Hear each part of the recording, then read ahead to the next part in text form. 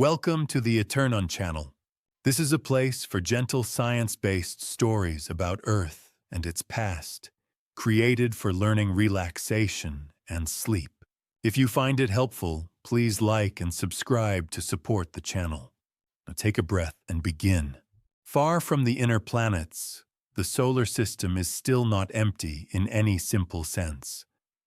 It is filled with a moving influence from the sun, a continuous flow of charged particles called the solar wind. As the solar wind streams outward, it carries the sun's magnetic field and creates a broad cavity in the surrounding interstellar medium. This cavity is the heliosphere. It is not a rigid boundary, and it does not have a single fixed edge. Its outer limits shift as the solar wind pressure changes over the solar cycle and as the external interstellar pressure varies. Yet it remains a useful frame because inside it, the sun's plasma and magnetic field set the basic conditions that any incoming object encounters long before it becomes bright enough to interest most telescopes. In this outer setting, sunlight is weak. The intensity of sunlight falls rapidly with distance, and surfaces remain cold for long periods. The outer heliosphere is a region where many volatile substances can remain stable as solids, and where the visible appearance of a small body can remain unchanged for years. It is also a region where the only easily measurable properties of a new object are geometric, where it is on the sky, how it shifts against background stars, and how faint its light is. When an object is first noticed, it is often not because it announces itself with structure. It is because a survey telescope records a faint point that moves in a way that does not match the fixed star field. The environment outside the heliosphere, the interstellar medium, is thin but not inert. Gas and dust are sparse, yet over very long times they interact with exposed surfaces. Cosmic rays and ultraviolet radiation can break molecular bonds, darken exposed ices, and build complex residues on the outermost grains. Micrometeoroid impacts, though rare in interstellar space, can still contribute slow abrasion. These effects can create a processed surface layer that is darker and sometimes mechanically distinct from what lies beneath. An object entering the solar system may therefore arrive with a surface that has been altered by long exposure, or it may arrive with a surface that has been renewed by fractures, by earlier heating in another system, or by impacts. At the moment of first detection, these histories are unknown.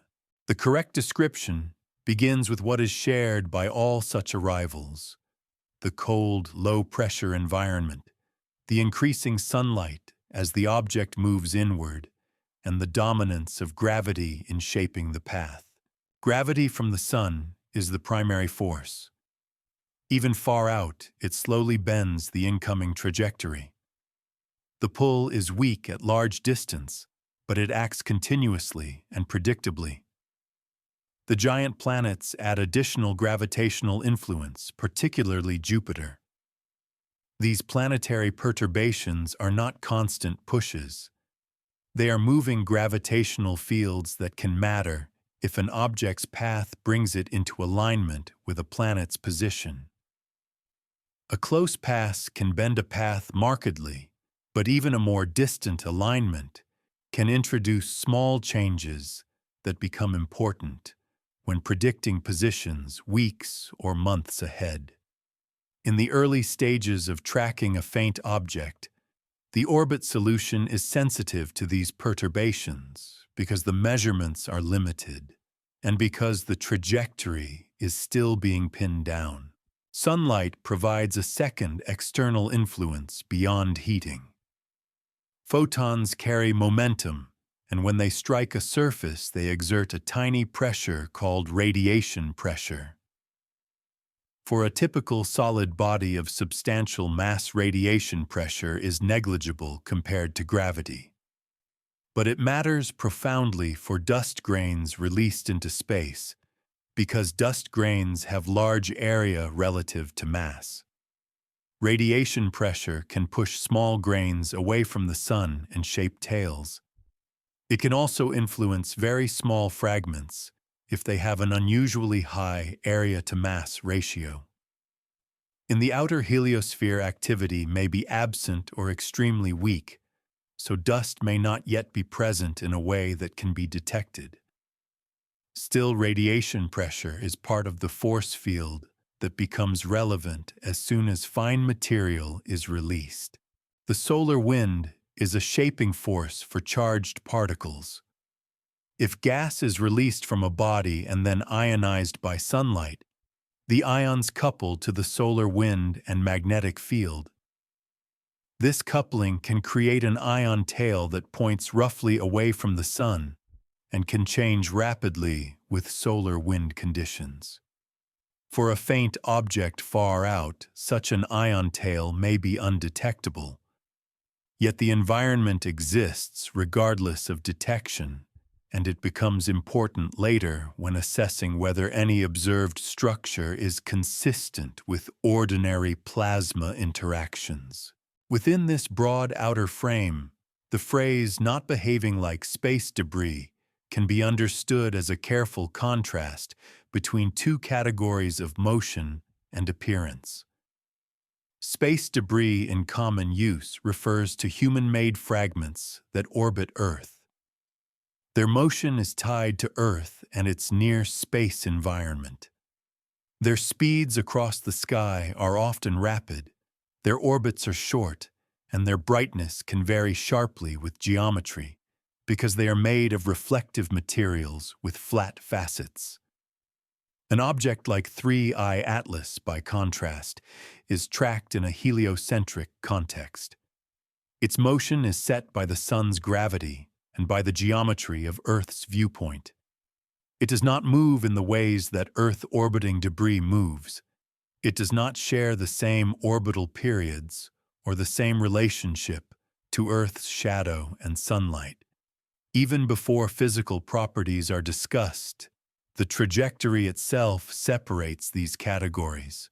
The object's sky track, when followed over nights and weeks, fits a solar system orbit rather than an Earth-bound one. This is not a claim of unusual nature. It is a statement about scale and frame. There is also the question of appearance. Space debris can show abrupt flashes and disappearances as reflective surfaces rotate. Such behavior is common for tumbling artificial objects. Natural bodies can also show brightness variation, but the patterns differ. A natural body's light curve is usually smoother shaped by rotation and by the scattering properties of a rough surface or dust. In the outer heliosphere, a natural body is often faint and steady with variability that is subtle compared to the sharp glints typical of certain artificial objects. If early observations of 3I Atlas show a light curve that is steady or modulated in a way consistent with natural rotation rather than rapid glinting, that also supports the idea that it is not behaving like Earth-orbiting debris. Yet in this first section, the emphasis remains on the environment that makes such distinctions meaningful: the heliosphere, the cold sunlight, and the gravitational field. At large distance, activity is a conditional possibility. If an object contains very volatile ices near the surface, it can begin releasing gas at distances where water ice remains stable. Carbon monoxide and carbon dioxide can drive distant activity.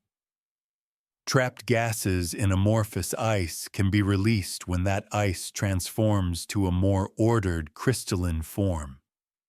These mechanisms are part of standard cometary science. If they operate, they can produce a faint coma that enlarges the scattering area and changes brightness. But even if activity exists, it can remain below detection in the earliest stages. The safest statement is that the outer heliosphere is a region where activity, if present, is often subtle, and where the first strong evidence comes not from dramatic structure, but from careful measurement over time. In this outermost region, 3I Atlas is therefore held as a moving point, entering a sun-shaped domain subject primarily to solar gravity, with planetary perturbations as additional shaping influences, and with sunlight acting as both a weak pressure source and a heating source that will matter more as distance decreases. The description remains calm and restrained.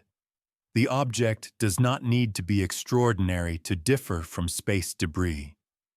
The context alone, the scale of its motion, and the field it traverses, places it in a different category. This section completes the widest frame, preparing the next step, where discovery systems and data processing turn that faint motion into an identified object with a measured track. The transition from a faint moving point to a named object begins in a system designed to find motion in crowded data.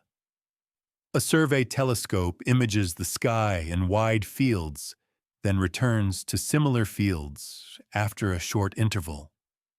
Software compares the images, looking for sources that shift consistently while stars remain fixed. This process sounds simple until the practical details are considered. The sky contains countless point sources and extended sources, and the detector adds noise, cosmic ray hits, and subtle artifacts. The atmosphere blurs images and shifts them slightly through refraction. The telescope optics introduce distortion that must be corrected. The discovery pipeline exists to navigate these complications and to extract reliable tracks from faint signals. A typical detection begins as a set of pixels slightly brighter than their neighbors. A threshold is set so that random noise is not mistaken for a real source too often, but that threshold cannot be so high that faint objects are missed. Once a source is detected in an image, its position is measured relative to a star catalog. The catalog provides reference star positions that anchor the image in the sky. Modern catalogs are very accurate, but the accuracy of the final astrometric position still depends on the image quality and on how well distortions are modeled. The measured position is therefore an estimate with an uncertainty that grows as the object becomes fainter or as the image quality degrades. The next step is linking. A moving object should appear in multiple images taken minutes apart, shifting in a way consistent with plausible motion. A set of detections linked over a short span is often called a tracklet. The linking algorithm searches for combinations of detections that can belong to the same moving body.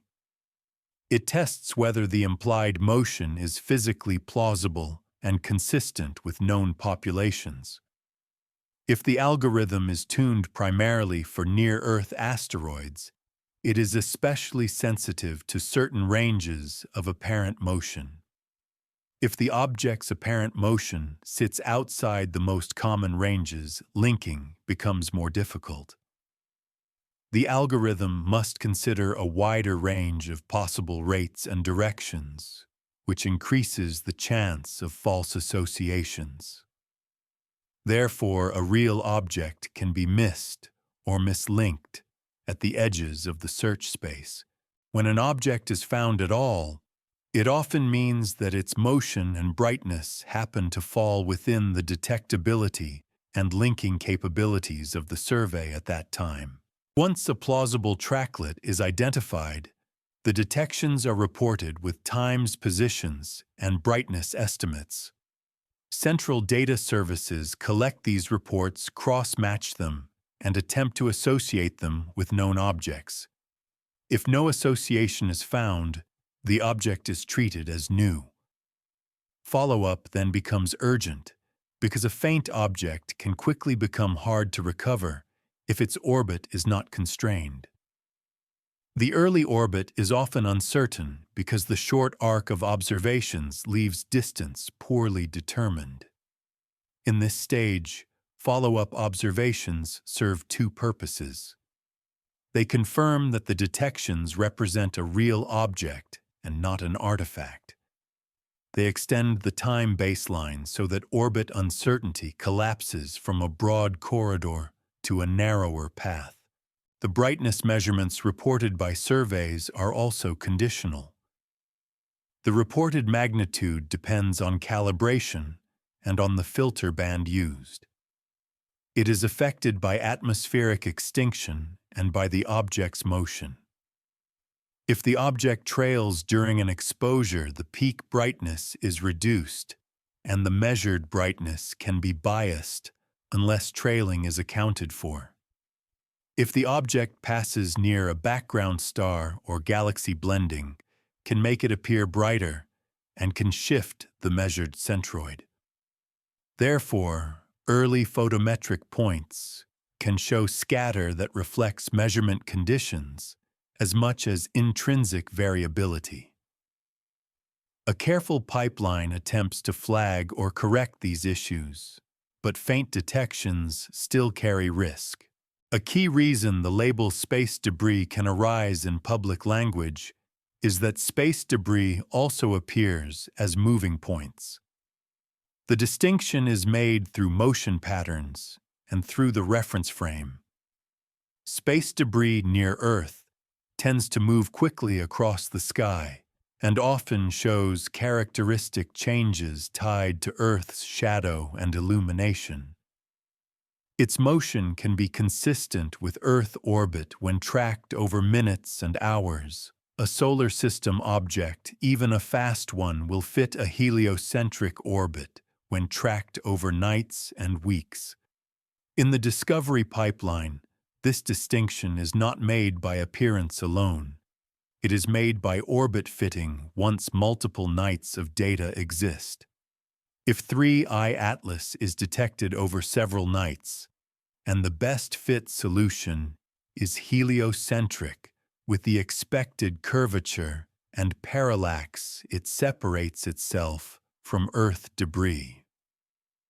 This separation can become clear quite early if the object is observed on multiple nights with enough precision. There is also the matter of typical survey avoidance patterns. Many wide-field surveys mask out regions near Earth satellites and avoid tracking regions where artificial objects dominate. Yet artificial debris can still appear. Debris often has very high angular motion and can streak. Natural objects tend to have more moderate motion at discovery depths, though this is not universal. A survey that detects 3I Atlas as a point source rather than a streak suggests an angular speed and exposure time that keep the image compact enough to be centroided. This helps orbit determination and follow-up. It also tends to differ from the most common appearance of nearby debris in wide-field images, which often produces long trails.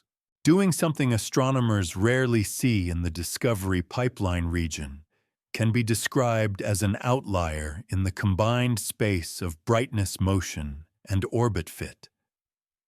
The object might be faint, yet show a motion rate that is unusual for its brightness. It might be detected at a geometry that makes it accessible for repeated follow-up, quickly allowing the orbit to be refined rapidly. It might show early hints in orbit fitting that suggest an unbound trajectory, which is rare among newly found objects. Such rarity is not a claim about the object's material nature. It is a claim about its position in the dataset and about how the pipeline and follow-up network respond to a candidate that sits outside the most common tracks. As follow-up observations arrive, the pipeline's output evolves. Each new night provides additional astrometric points. The orbit solver uses these to refine the trajectory. If the object is truly heliocentric and distant, the predicted positions become more accurate and recovery becomes easier. If the object is near the threshold of detection, recovery can still be hard, and each successful recovery becomes valuable. Larger telescopes can then be used to measure colors and to test for faint coma. But all of that depends on the initial success of the pipeline in linking and reporting the object in the first place. This region ends with the object as an identified moving body rather than a transient signal. It has a provisional designation. It has a growing list of positions. It has brightness measurements that begin to form a trend. It has uncertainty, but the uncertainty is now quantifiable and shrinking. The distinction from space debris is established by the scale and persistence of the motion and by the ability to fit a heliocentric orbit across nights.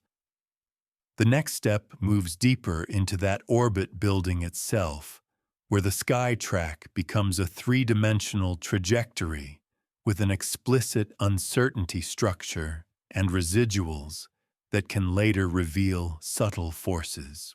When the reported positions of 3I Atlas are placed on a timeline, the object's identity becomes a question of geometry and motion rather than a question of brightness alone. Each observation provides a direction in the sky from a known point on Earth at a known time. The object's true location lies somewhere along that line.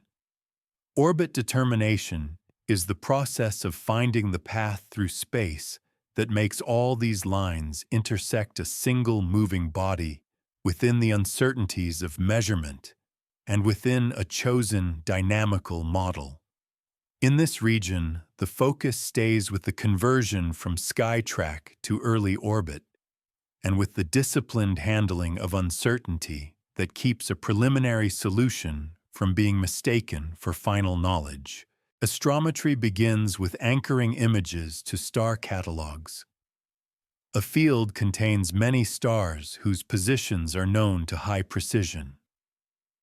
By matching measured star positions to catalog positions, the reduction pipeline solves for how the image maps onto the sky.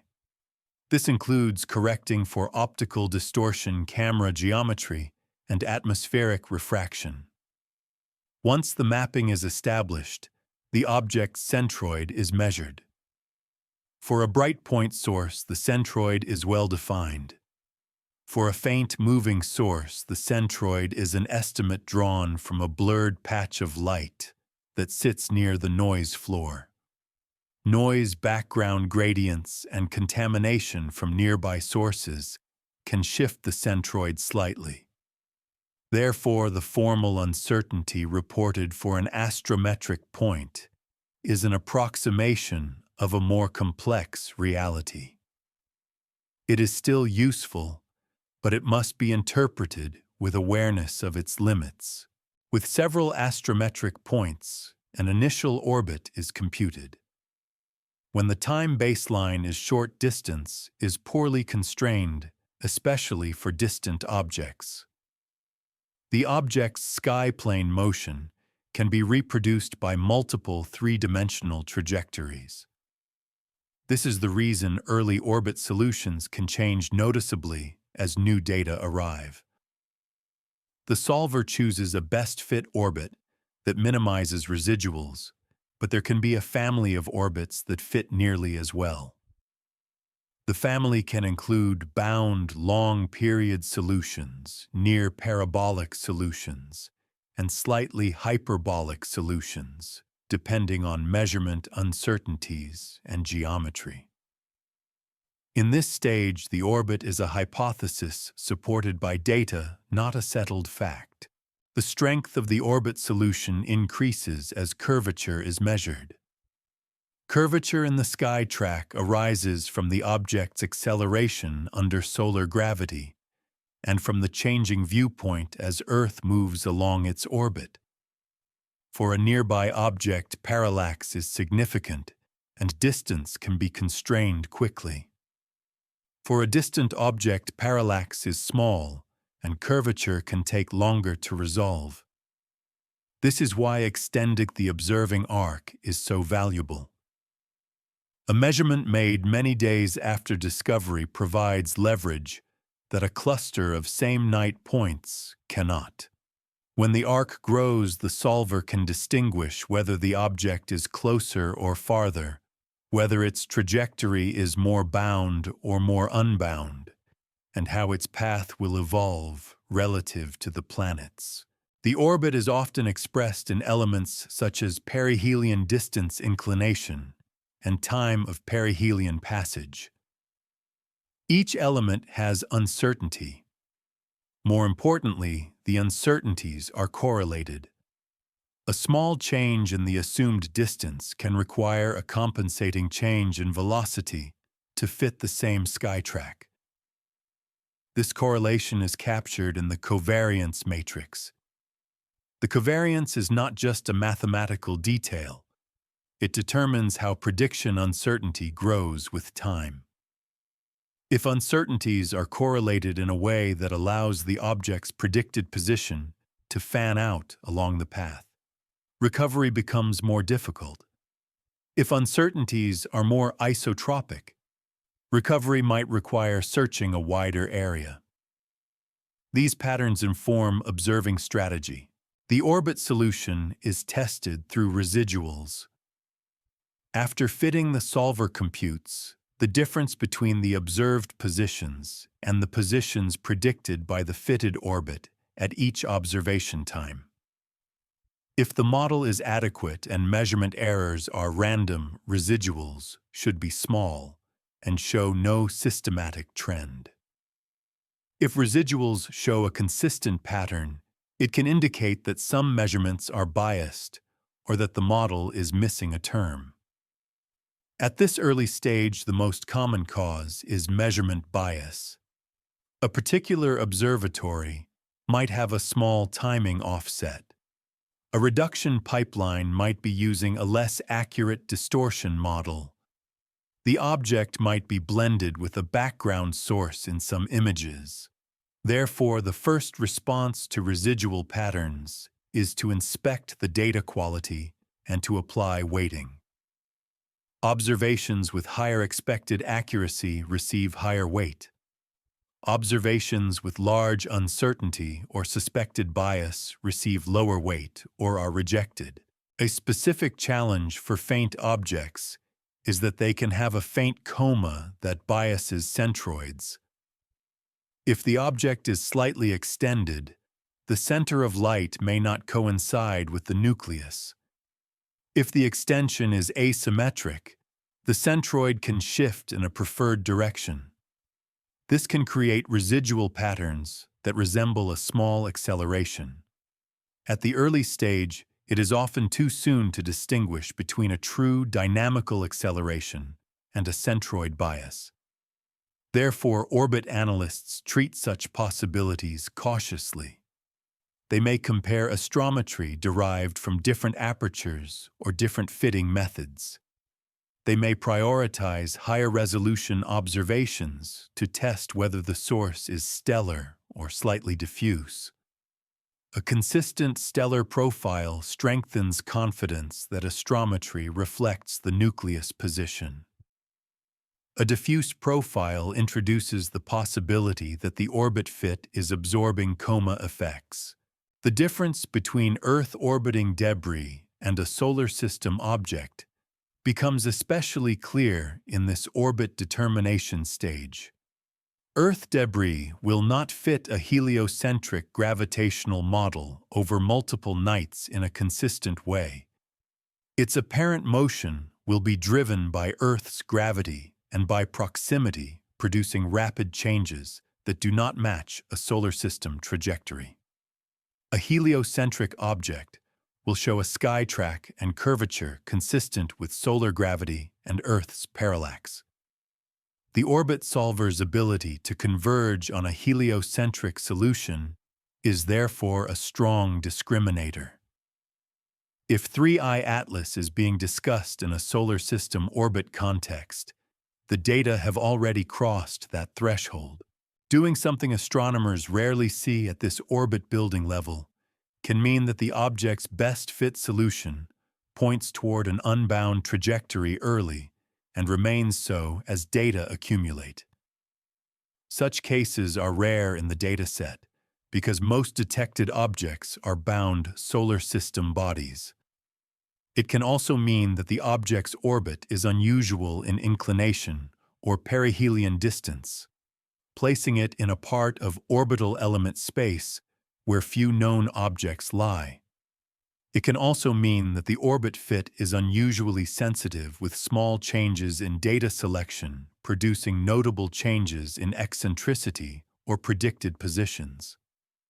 This sensitivity can arise from short arcs, faint astrometry, or geometry that limits parallax. The rarity here is again a rarity of data situation. The object is at the edge where orbit determination is both possible and challenging. A practical consequence of early orbit uncertainty is the need for rapid and coordinated follow-up. Observers choose times and telescopes that maximize the chance of recovery. They may use larger telescopes to see deeper, or they may use wider fields to cover uncertainty regions. Each recovery tightens the orbit and improves predictions. As confidence grows, observers can shift from recovery mode to characterization mode, measuring colors, searching for coma, and collecting spectra. But none of that proceeds safely until the orbit is stable enough to predict the object's position reliably. By the end of this section, 3I Atlas is held as a trajectory with a quantified uncertainty structure. It is no longer only a moving point, but a fitted orbit that can be used to plan observations and to test for subtle deviations. The orbit is still preliminary in early stages, but it is anchored by increasing data. The careful handling of residuals and covariance sets the stage for the next inward layer, where apparent sky plane motion and approach geometry are separated from true space motion, and where impressions of speed are placed in a physically precise frame. With the preliminary orbit in hand, attention naturally shifts to how the motion looks and what it means. This region is where misunderstandings often arise, because the object's movement across the sky is a projection. It is not the same as its true speed through space. In this section, the focus stays with geometry, the difference between angular motion and physical velocity, the way Earth's own motion shapes what is seen, and the way viewing angles affect both brightness and the practical ability to observe. The phrase "not behaving like space debris" can be grounded here because Earth-orbiting debris and heliocentric bodies differ most plainly in how their motion unfolds with time and geometry. The simplest observed quantity is angular speed, the rate at which the object shifts against the background stars. Angular speed depends on two factors: the object's distance from Earth and the component of its velocity perpendicular to the line of sight. A nearby object can have a modest physical speed and still show a large angular speed. A distant object can have a high physical speed and still appear to drift slowly. Therefore, angular speed is not an indicator of energy or origin by itself. It is an operational quantity that informs exposure times and tracking strategies. True space motion is described relative to a frame. Relative to the Sun, the object has a heliocentric velocity. Relative to Earth, it has a geocentric velocity. Relative to the solar system's center of mass, it has a barycentric velocity. These velocities can be decomposed into radial components along the line connecting the object to the reference point, and transverse components perpendicular to that line. The object can be moving rapidly toward the Sun, while appearing to move slowly across the sky if its motion is mostly radial from Earth's viewpoint. Conversely, it can appear to move quickly across the sky if its motion has a large transverse component and it is relatively close. Earth's motion adds another layer. As Earth orbits the Sun, the observer's viewpoint changes continuously. This creates parallax, which is a shift in the apparent position of the object relative to distant background stars. Parallax is larger for nearer objects and smaller for distant ones. For distant objects, parallax is subtle, but it still matters for orbit determination. Earth's motion also creates apparent loops and reversals in the sky track for objects whose motion relative to Earth changes sign in projection. A heliocentric body does not reverse direction in space in this context, but it can appear to move retrograde on the sky for a time, depending on geometry. This is a common effect and becomes part of interpreting the sky track correctly. Observability is set by elongation, the angle between the object and the Sun on the sky. If elongation is small, the object is close to the Sun in the sky and is difficult to observe because the sky background is bright and because many telescopes avoid pointing near the Sun. If elongation is large, the object is seen in darker skies and can be observed for longer intervals each night. This affects not only data quality, but also the ability to measure rotation periods and to detect faint coma. An object that remains at favorable elongation for many weeks can be monitored with dense cadence. An object that moves towards small elongation can become difficult to follow, leaving gaps in the dataset that preserve uncertainties. Phase angle. The Sun object observer angle affects brightness through scattering. A bare solid surface has a phase function that determines how much light is reflected toward the observer at different angles. A dusty coma has its own phase behavior, often with strong forward scattering at certain angles. Forward scattering can increase brightness significantly when the observer is positioned such that dust grains scatter sunlight strongly into the line of sight. This can create brightness changes that are not due to changes in distance or activity. If such a geometry occurs, the object may brighten in a way that looks unusual. The correct handling is to note the geometry and treat the brightness change as a combination of distance phase and potential intrinsic evolution. When comparing to space debris, the geometry is different in scale and in timing. Earth debris is typically much closer, so parallax and angular motion are far larger. Debris moves in minutes across the sky, and often in characteristic directions set by Earth's rotation and orbit. Its visibility is governed by Earth's shadow and by the Sun's illumination of the debris. Debris can appear and disappear rapidly as it enters and exits sunlight, producing sharp changes. A heliocentric object's visibility is governed by its solar elongation and by the twilight constraints of observation. Its brightness changes smoothly with distance and phase, except when physical activity produces additional changes. Therefore, the pattern of motion and visibility for a heliocentric object is structurally different from that of debris. This is part of what it means in careful language to say it is not behaving like space debris. If the object has a high heliocentric speed, that also does not imply debris-like behavior. High heliocentric speeds can occur naturally for objects on close approaches or for objects on hyperbolic trajectories. A long-period comet falling in from the Oort cloud can reach high speeds near perihelion. An interstellar object can have a positive excess speed and therefore be faster than a bound comet at the same distance. Yet the observable sky plane speed still depends on distance and geometry. A fast object that is distant can still appear slow. Therefore, the impression of speed is always evaluated through orbit solutions, rather than through sky plane motion alone. Doing something astronomers rarely see in this region can mean that the object's arrival geometry produces an unusually good observational window.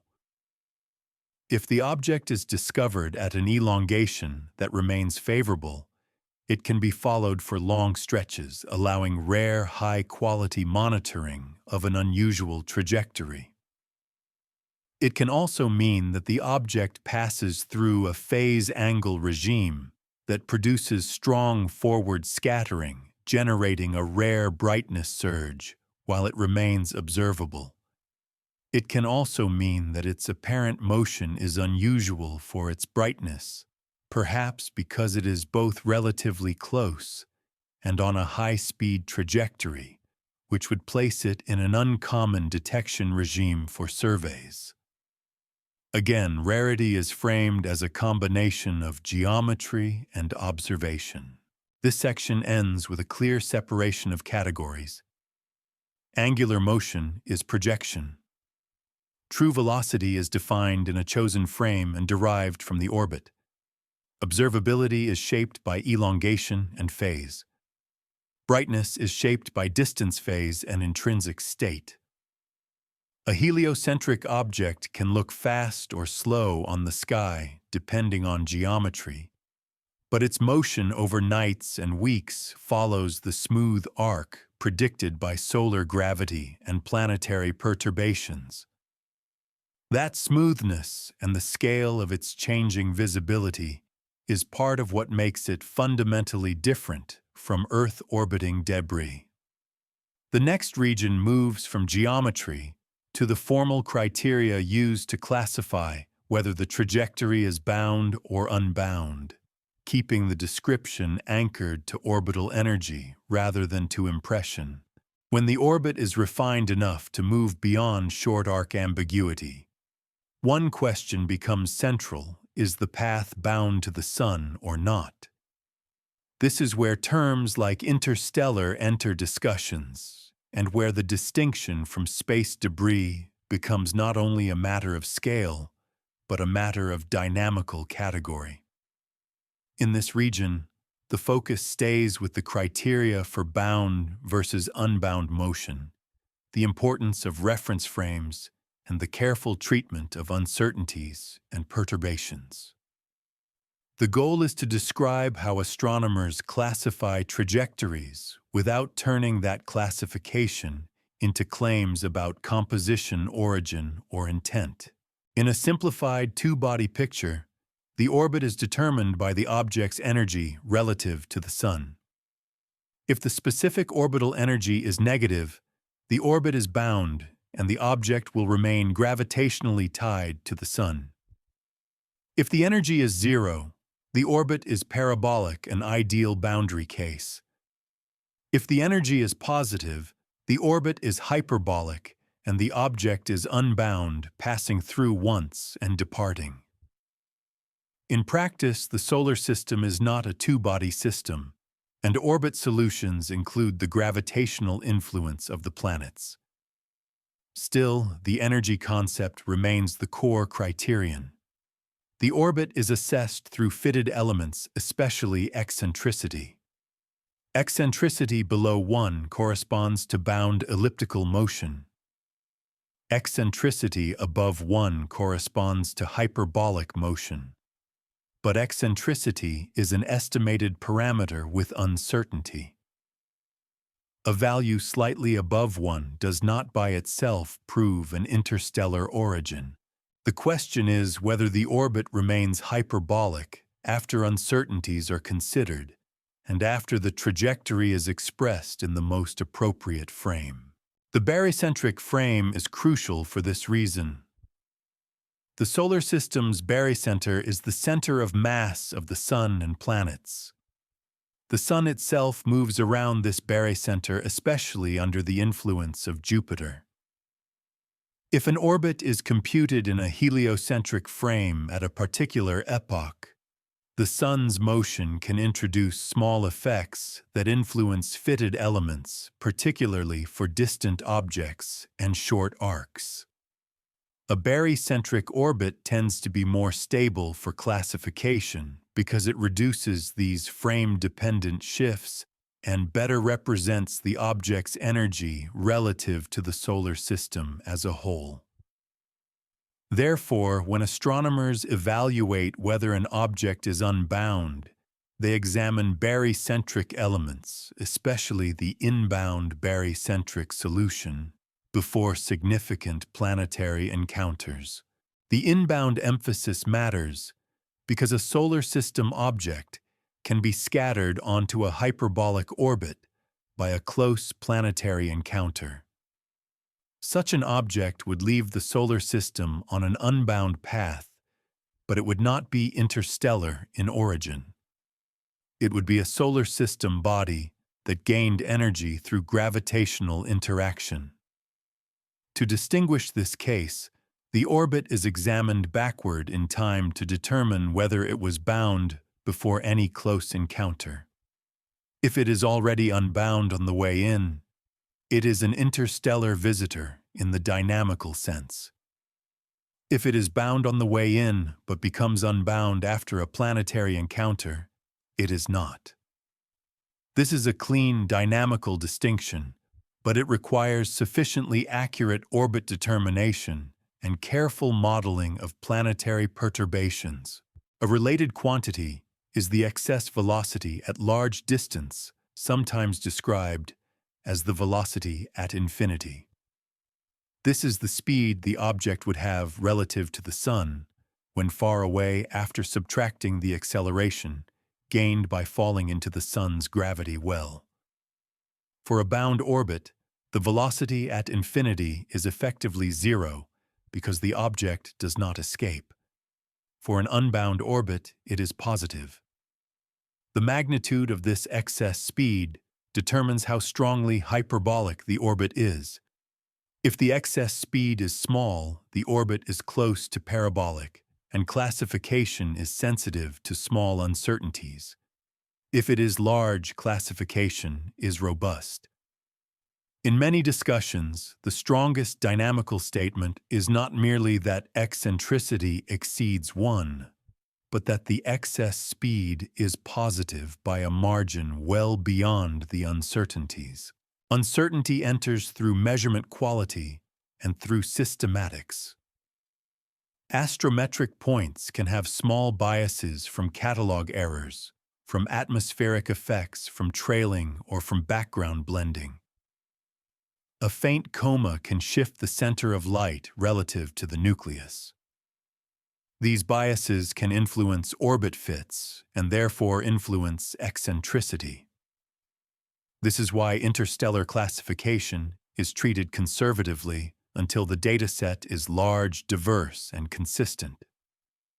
Multiple observatories contribute astrometry with different instruments and reductions. If the hyperbolic nature persists across these differences and over a growing arc, confidence increases. If it does not, classification remains open. Non-gravitational forces can also influence classification in marginal cases. If the object is active, outgassing can impart a small recoil acceleration. Over time, this can shift the orbit fit.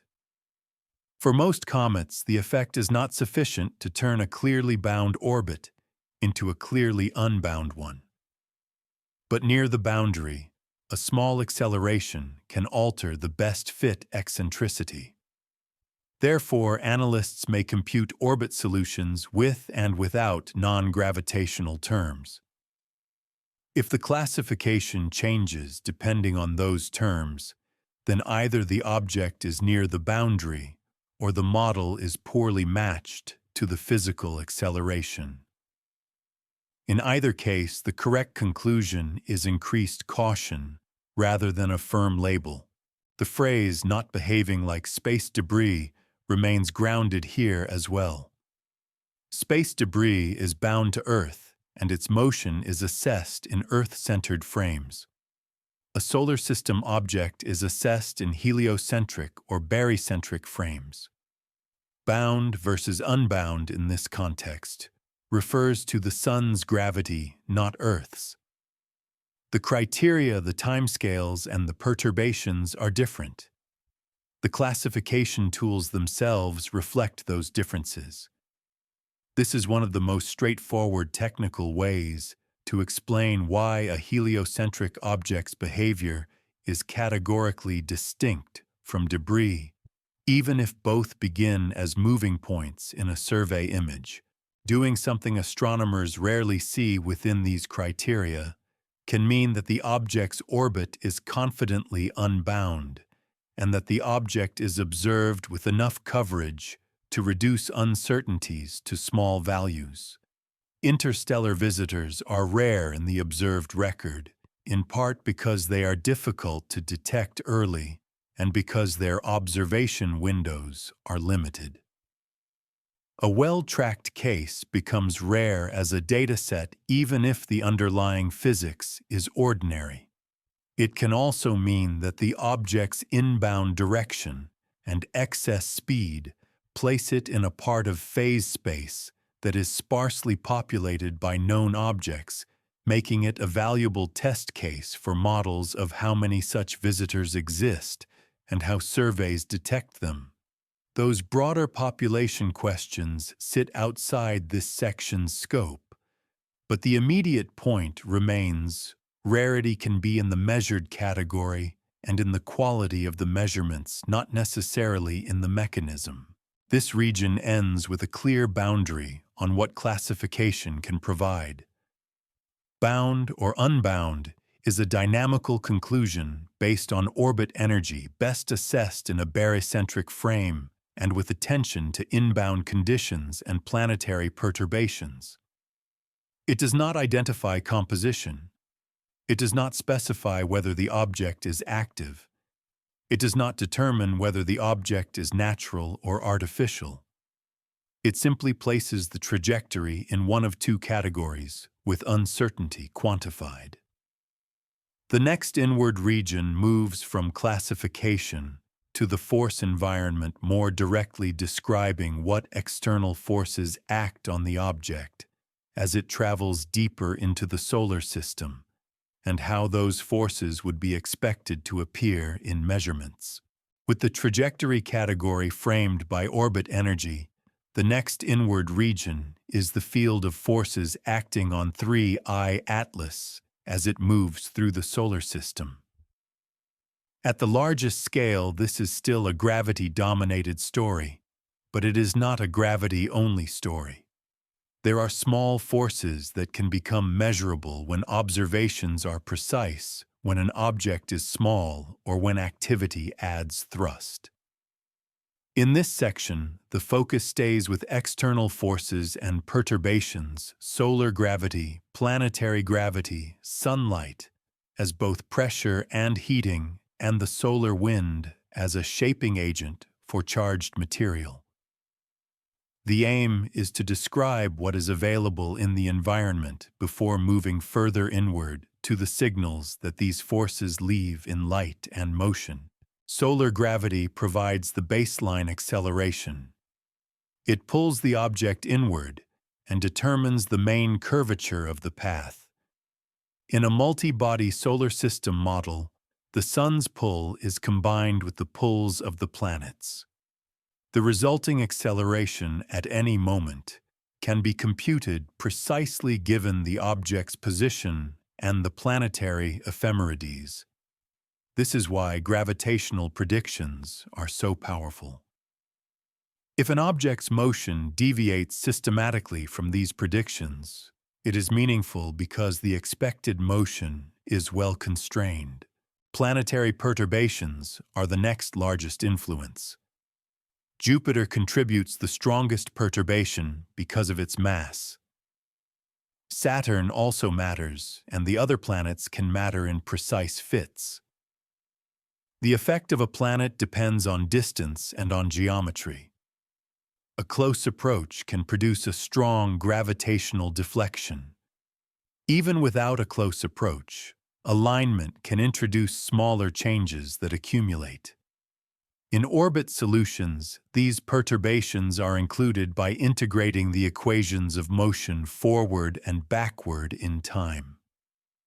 For an object on an unusual path, the timing and geometry of planetary encounters can be different from typical comets and asteroids.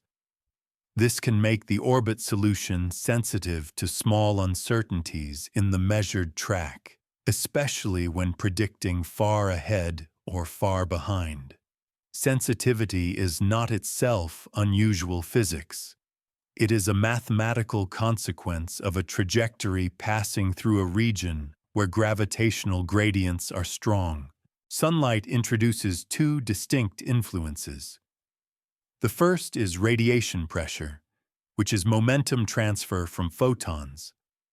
The force acts away from the sun and scales with the object's effective cross-sectional area. For a solid nucleus of typical size, radiation pressure is usually too small to produce measurable orbital changes over short times. But for very small bodies, fragments, or dust, it can be significant. Radiation pressure is central to the formation of dust tails, because dust grains have a large area-to-mass ratio.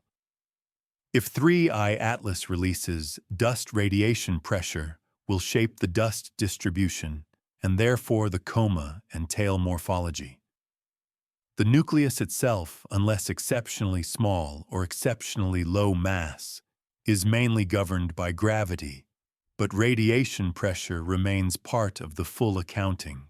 The second influence of sunlight is heating. Heating is not a force in itself, but it can produce forces indirectly by driving sublimation and outgassing. When gas leaves the surface, it carries momentum. The reaction force on the nucleus is thrust. This thrust can produce non-gravitational acceleration. Heating is therefore the energy input that enables a physical acceleration beyond gravity. The strength and direction of that thrust depend on surface properties, rotation, and the distribution of active areas. But the external driver is sunlight. In a calm analysis, heating is treated first as an external input and only later as part of the object's response. The solar wind is the third environmental influence. It is a stream of charged particles that carries a magnetic field. For a neutral macroscopic nucleus, the solar wind does not produce a significant force on the trajectory. But if the object produces gas that becomes ionized, those ions are picked up by the solar wind and guided by magnetic fields, forming ion tails and plasma structures. These structures can change rapidly with solar wind conditions. In some comets, interactions between the coma and the solar wind can produce dramatic disconnection events in ion tails. For a faint object, such features may not be detectable, but the mechanism is part of the environment that governs how any charged outflow behaves. In high-precision orbit, additional small effects can enter the model. Relativistic corrections can slightly modify the trajectory near the Sun, and these corrections are included when the precision demands it. The gravitational influence of large asteroids is generally negligible compared to planets. but can be included in some precise contexts. These effects do not usually shape the story, but they illustrate a key point: the force model used to predict positions is already sophisticated. Therefore, when deviations remain after such modeling, they are not dismissed easily. The observational context interacts with force interpretation. If the object is faint, astrometric uncertainty is larger. Larger uncertainty can hide small forces or can create apparent forces through bias. A faint coma can shift centroids. Trailing can bias centroiding. Background blending can distort both positions and brightness. These factors can produce residual patterns that mimic physical acceleration. Therefore, in practice, the environment of forces is always considered alongside the environment of measurement. The question is not only which forces exist, it is which forces can be detected and distinguished, given the data quality. Not behaving like space debris has an additional grounding in this force field. Earth debris experiences atmospheric drag, Earth's non-spherical gravity field, and solar radiation pressure in a near-Earth environment. Its motion is influenced by Earth's rotation and by Earth's shadow. It can show rapid changes in apparent brightness and trajectory due to atmospheric drag variations and attitude changes. A heliocentric object does not experience atmospheric drag in interplanetary space. Its main gravitational field is the Sun's with planetary perturbations. Its non-gravitational forces, if present, come from outgassing and radiation pressure, not from atmospheric interaction. This difference in force environment produces different kinds of deviations. A space debris object can decay rapidly in orbit and show changes over days tied to atmospheric conditions. A heliocentric object's deviations, if present, are tied to solar distance, rotation, and activity. That difference is part of what careful observers mean when they say it does not behave like debris. If 3I Atlas is doing something rare in this region, it can be framed as a case where the small forces become measurable or relevant earlier than usual. If the object shows detectable non-gravitational acceleration at large distance, it implies that either the object is small, the thrust is significant, or the tracking is exceptionally precise.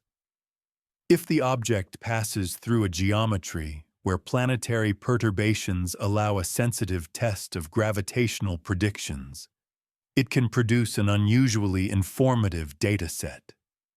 If the object shows signs of early activity driven by volatiles that are active far from the Sun, it can bring heating-driven thrust into relevance sooner than is typical for water-driven comets. None of these are new forces. They are familiar forces becoming detectable in a specific case. This section ends with a force inventory that is complete enough for disciplined interpretation. Solar gravity sets the path. Planets perturb it. Sunlight provides a small pressure, and through heating can enable outgassing thrust. The solar wind shapes any ionized outflow. Measurement conditions determine what can be seen and how confidently. With this inventory established, the next inward region returns to the most continuous observed output, light, treating brightness and its evolution as evidence of state that must be interpreted within this force and geometry framework. Light remains the simplest evidence that can be collected repeatedly as 3I Atlas moves through changing distance and changing viewing geometry. In this region, the focus stays with brightness as a constraint on state while keeping the chain of inference visible. Brightness is not a direct measurement of size, and brightness changes are not automatically a sign of new physics. Brightness is a response to distance phase angle rotation and any surrounding dust or gas. The aim here is to describe how astronomers read that response with caution and why certain brightness patterns can look unlike space debris even when both are observed as moving points. The first correction in reading brightness is to separate what changes because of distance from what changes because of intrinsic evolution. As the object's distance from Earth increases or decreases, the amount of light reaching the telescope changes. As the object's distance from the Sun changes, the amount of sunlight available to be scattered changes. These two distance effects can be corrected in a standard way to produce a distance-normalized brightness measure. But even a corrected measure depends on phase behavior, because a body does not scatter sunlight equally in all directions. Therefore, the corrected brightness is still model-dependent. The discipline is to treat distance correction as a helpful normalization rather than a final truth. Phase angle can produce large effects, especially if dust is present. A bare, rough surface often brightens modestly at small phase angles due to coherent backscatter and shadow hiding effects. Dust in a coma can produce strong forward scattering at certain phase angles, making the object appear much brighter than expected. Forward scattering is a geometric amplification of light by particles whose scattering phase function is strongly peaked in the forward direction. In a dataset, it can create a brightness surge over a limited interval. Such a surge can be misread as a sudden outburst or as a change in intrinsic reflectivity.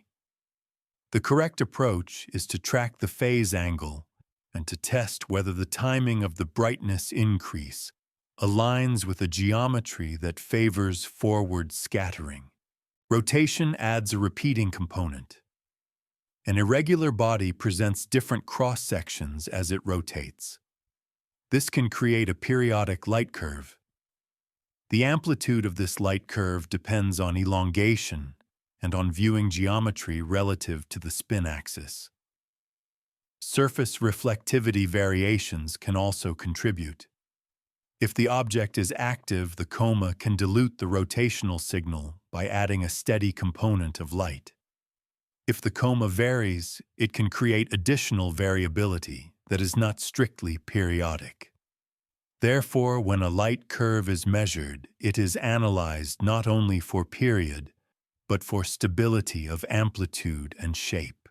For space debris, brightness behavior often differs in character. Many artificial objects have flat reflective surfaces and can produce rapid glints when those surfaces reflect sunlight directly to the observer. Glints can be sharp, sometimes changing by large factors in seconds or minutes. The pattern can be irregular if the object is tumbling. Natural bodies usually show smoother brightness changes on longer timescales. Even when they rotate rapidly, their surfaces are rough and scatter light diffusely. Their light curves tend to be more sinusoidal or smoothly varying. This difference is not absolute, but it provides a practical discriminator. If 3I Atlas shows a smooth trend with distance and a smooth rotational modulation rather than sharp glints, it aligns with natural scattering rather than the specular reflection typical of some debris. Measurement context remains essential. Faint photometry is sensitive to sky background atmospheric transparency and seeing. If the seeing worsens, a fixed aperture captures a different fraction of the object's light, especially if the object is slightly extended. If transparency changes, all sources dim, but calibration against field stars can correct this if the stars are stable and measured well. If the object passes near a background star, Blending can raise measured brightness and then drop it again as the object moves away. This can mimic intrinsic variability. Therefore, careful analyses check whether brightness anomalies coincide with close passes to cataloged background sources, and they use image subtraction or masking to reduce contamination. Brightness also depends on whether the object is producing dust. A dust coma can increase brightness dramatically by increasing scattering area. This can make an object appear larger than it is. It can also change the slope of brightness with distance. For an inactive nucleus, brightness scales with the inverse square of distance to the Sun and Earth, with additional phase effects. For an active body, brightness can rise more steeply, with decreasing solar distance because dust production increases. The steepness depends on how production scales with sunlight and on dust grain properties. Therefore, an unusual steepening or flattening of brightness trends can suggest activity differences, but it can also reflect changing dust properties or changing viewing geometry.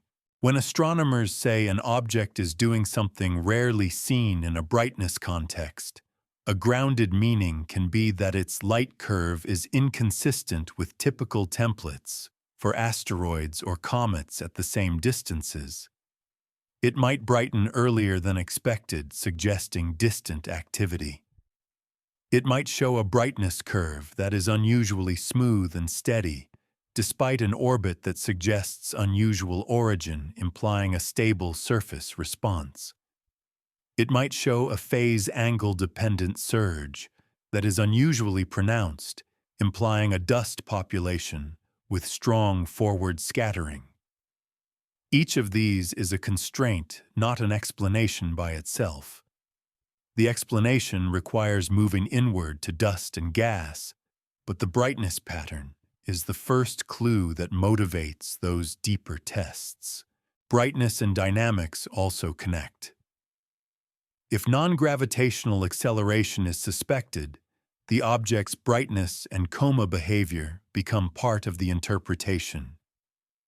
Strong acceleration with weak coma brightness could suggest gas-rich outflow with little dust, or a small nucleus with modest outgassing. Weak acceleration with strong dust brightness could suggest dust-rich outflow where recoil cancels or where mass is large. Alternatively, centroid bias from a coma could create an apparent acceleration. Therefore, brightness and residual patterns are examined together. Analysts look for correlations. Does the inferred acceleration change when the object appears more extended? Do residual patterns align with tail direction? Does brightness variability coincide with changes in residual structure? These correlations can support or weaken a physical interpretation. In this section, the object is held in a careful brightness framework. The core measurable is brightness in time in one or more filters with quantified uncertainty. From that distance, corrected trends and periodic components can be extracted. Phase geometry is tracked to avoid misattribution. Background contamination is checked. Debris-like behavior is contrasted by the absence of sharp specular glints and by the presence of smooth distance and rotation-linked variation. If the object's brightness patterns appear rare, they are expressed as deviations from common trends rather than as claims of impossibility. By the end of this region, light has been established as a broad but limited diagnostic. It can indicate whether the object is likely inactive or active. It can suggest rotation. It can hint at dust scattering effects. It cannot alone determine size composition or exact activity mechanism. The next inward region uses wavelength information colors and spectra to refine what is scattering the light and whether gas emissions accompany dust, keeping every conclusion bounded by detection limits and calibration uncertainties.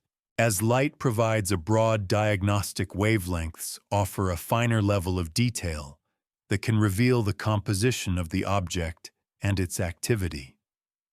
The object's color and spectrum provide clues about surface and coma composition, though their interpretation can be complex and limited by observational constraints.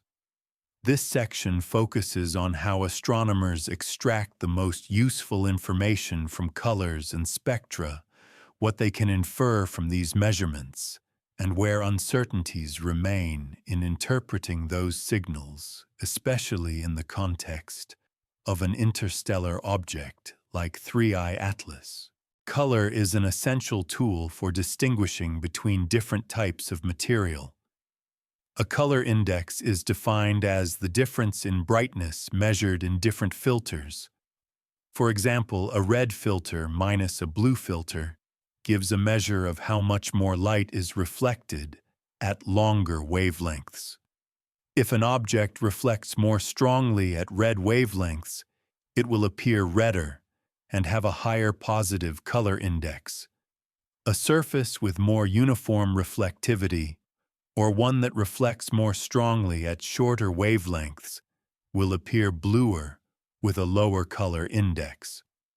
For small bodies, this is particularly useful because the reflectivity of the surface can give insight into the age of the material or its degree of processing. In comets, the dust typically reflects sunlight and thus defines the color. Some comets show a redder appearance, which is often attributed to organic residues, while others may appear bluer, which could indicate a more pristine surface or a different mix of materials. The color of 3I Atlas could provide initial clues about the nature of its surface.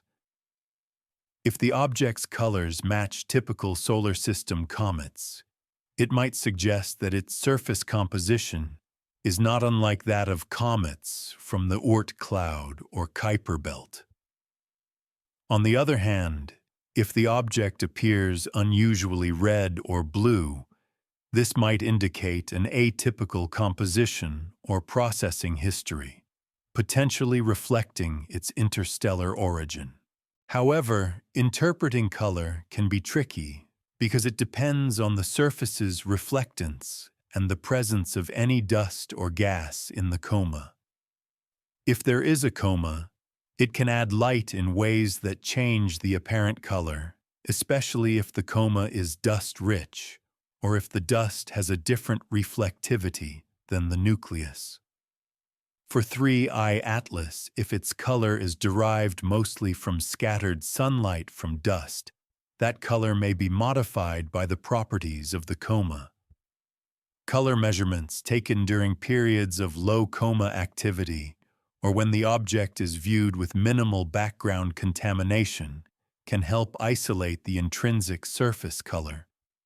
But these observations are limited by observing geometry and distance.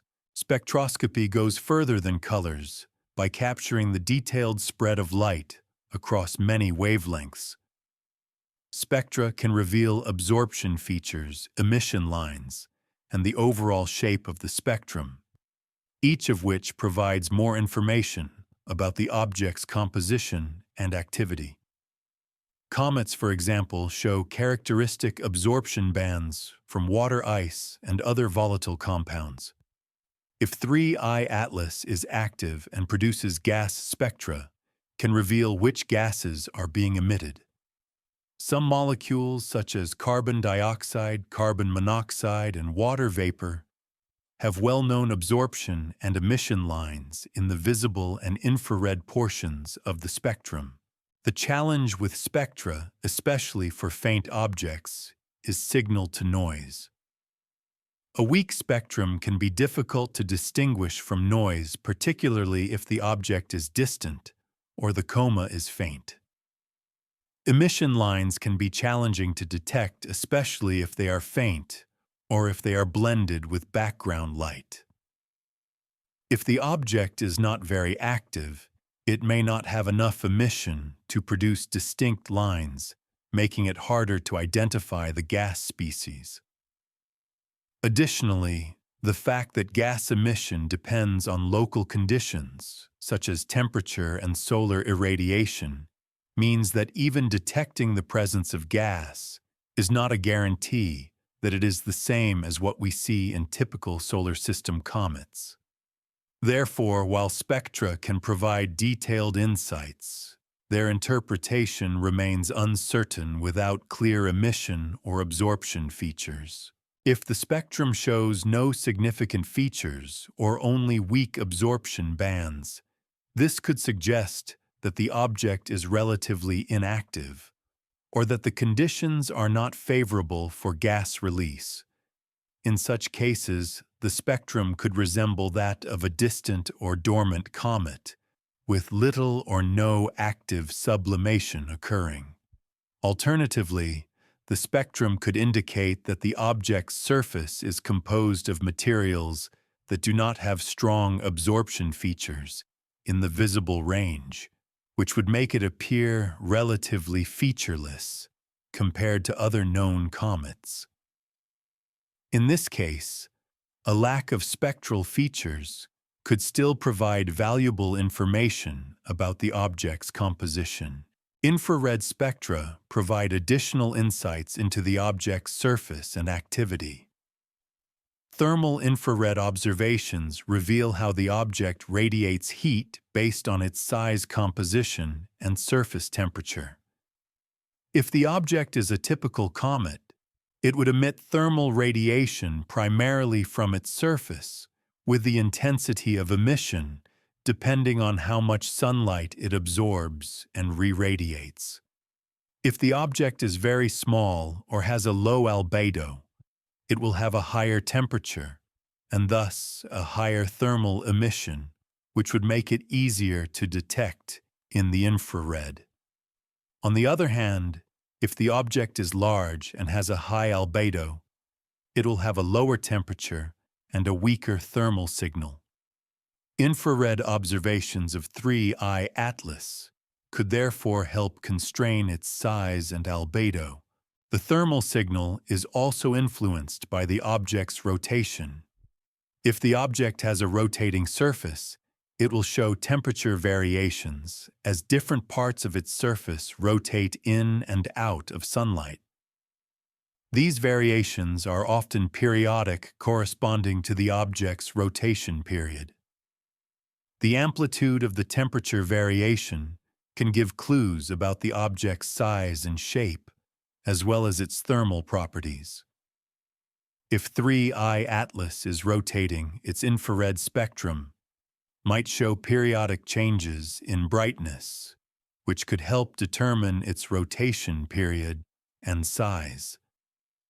If it has an irregular shape, the thermal signature will be more complex, reflecting how different parts of the object's surface heat up and cool down over the course of a rotation. The presence of gas can also be inferred indirectly in the infrared. Some volatile compounds, such as water vapor, carbon dioxide, and methane, have distinct spectral features in the infrared. These features are produced when the molecules absorb and re-emit infrared radiation. If 3I Atlas is actively sublimating volatile materials, these features could be detectable in the infrared spectrum. If no such features are detected, it could suggest that the object is relatively inactive, or that the gas is present in a form that does not produce strong absorption lines in the infrared. Doing something astronomers rarely see in this context can mean that the object's spectrum shows unusual features that do not match typical solar system comets, or that it shows weak but detectable emissions far from the sun, indicating the presence of active volatiles. It can also mean that the infrared spectrum provides more direct clues to its size, rotation, and surface properties than might be expected for an object at such a large distance. Each of these outcomes remains within the known physical mechanisms for sublimation and gas release, but can appear rare in the dataset because few interstellar objects are monitored closely enough for such spectra to be obtained.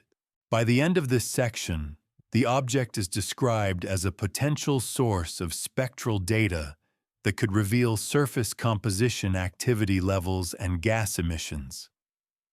Color and spectra are not conclusive on their own, but they are valuable when combined with brightness measurements and orbit determination. The rarity, if present, lies in the early detection of gas or in unusual spectral features that distinguish the object from typical solar system bodies.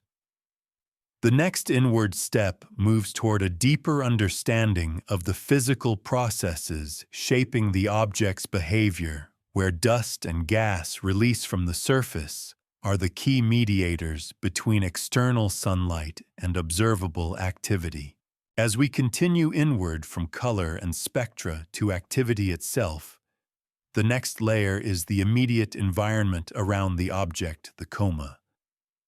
The coma is the physical manifestation of sublimating volatiles and gas escaping into space, taking dust particles with it. It is the primary visible feature of active comets and can appear as a faint, diffuse cloud or as a more structured display, depending on the nature of the outgassing and the object's characteristics. In this section, the focus stays on how the coma is detected, how it evolves with solar distance, and what its structure tells astronomers about the physical processes occurring at the surface. The coma is created when the surface material, typically composed of a mixture of ices and dust, is heated by sunlight. Volatile ices near the surface sublimate, transitioning from solid to gas, and the resulting gas expands into space. This gas carries dust particles along with it, creating a visible coma. In some cases, the coma may also include gas emissions that are ionized by solar radiation, leading to the formation of ion tails. However, the key component for detection at large distances is the dust, which scatters sunlight and is responsible for the brightness observed from Earth. At large distances, the coma is often faint and difficult to detect because the solar radiation is weak and the sublimation rate is low. The coma at this point may be very small, and even if activity is present, it can be extremely subtle. This is why the first sign of activity is often detected through a careful analysis of the object's brightness profile and by comparing the object's behavior with theoretical models. If the brightness increases faster than expected due to the object's distance from the sun, or if the object's profile appears to extend beyond the nucleus, the first indication of coma may be confirmed. The detection of a coma is not always straightforward, particularly for faint or distant objects like 3I Atlas. The first method to detect the coma is through photometric measurements. A bare nucleus appears as a point source, but a coma will extend the object's profile. When measured through a small aperture, the object will appear much brighter than expected if it were simply a point source. By comparing the brightness at different aperture sizes, astronomers can infer the presence of a coma. If the object's brightness increases with aperture size, it suggests the presence of a coma that is extending the source of light beyond the nucleus. This process, however, is complicated by several factors. First, the coma can be faint, and small changes in brightness can be difficult to distinguish from measurement noise. Second, the object's motion can introduce additional complications. If the object is moving quickly across the sky, it can trail during exposure, which can complicate the detection of coma structure. To address these issues, astronomers often perform careful image stacking, combining multiple exposures of the object to increase the signal-to-noise ratio and to separate the coma's contribution from the noise. At larger distances, when the object is still far from the Sun, it is expected that the coma will be small and faint. Activity at this stage may be driven by more volatile compounds like carbon monoxide or carbon dioxide, which sublimate at lower temperatures than water ice. These volatiles can create a coma that is detectable even at great distances. As the object moves closer to the Sun, water ice and other compounds begin to sublimate, and the coma can grow in size and brightness. The evolution of the coma as the object approaches perihelion is therefore one of the most significant features to monitor, as it can provide important information about the object's volatile inventory surface composition and the physical properties of the coma.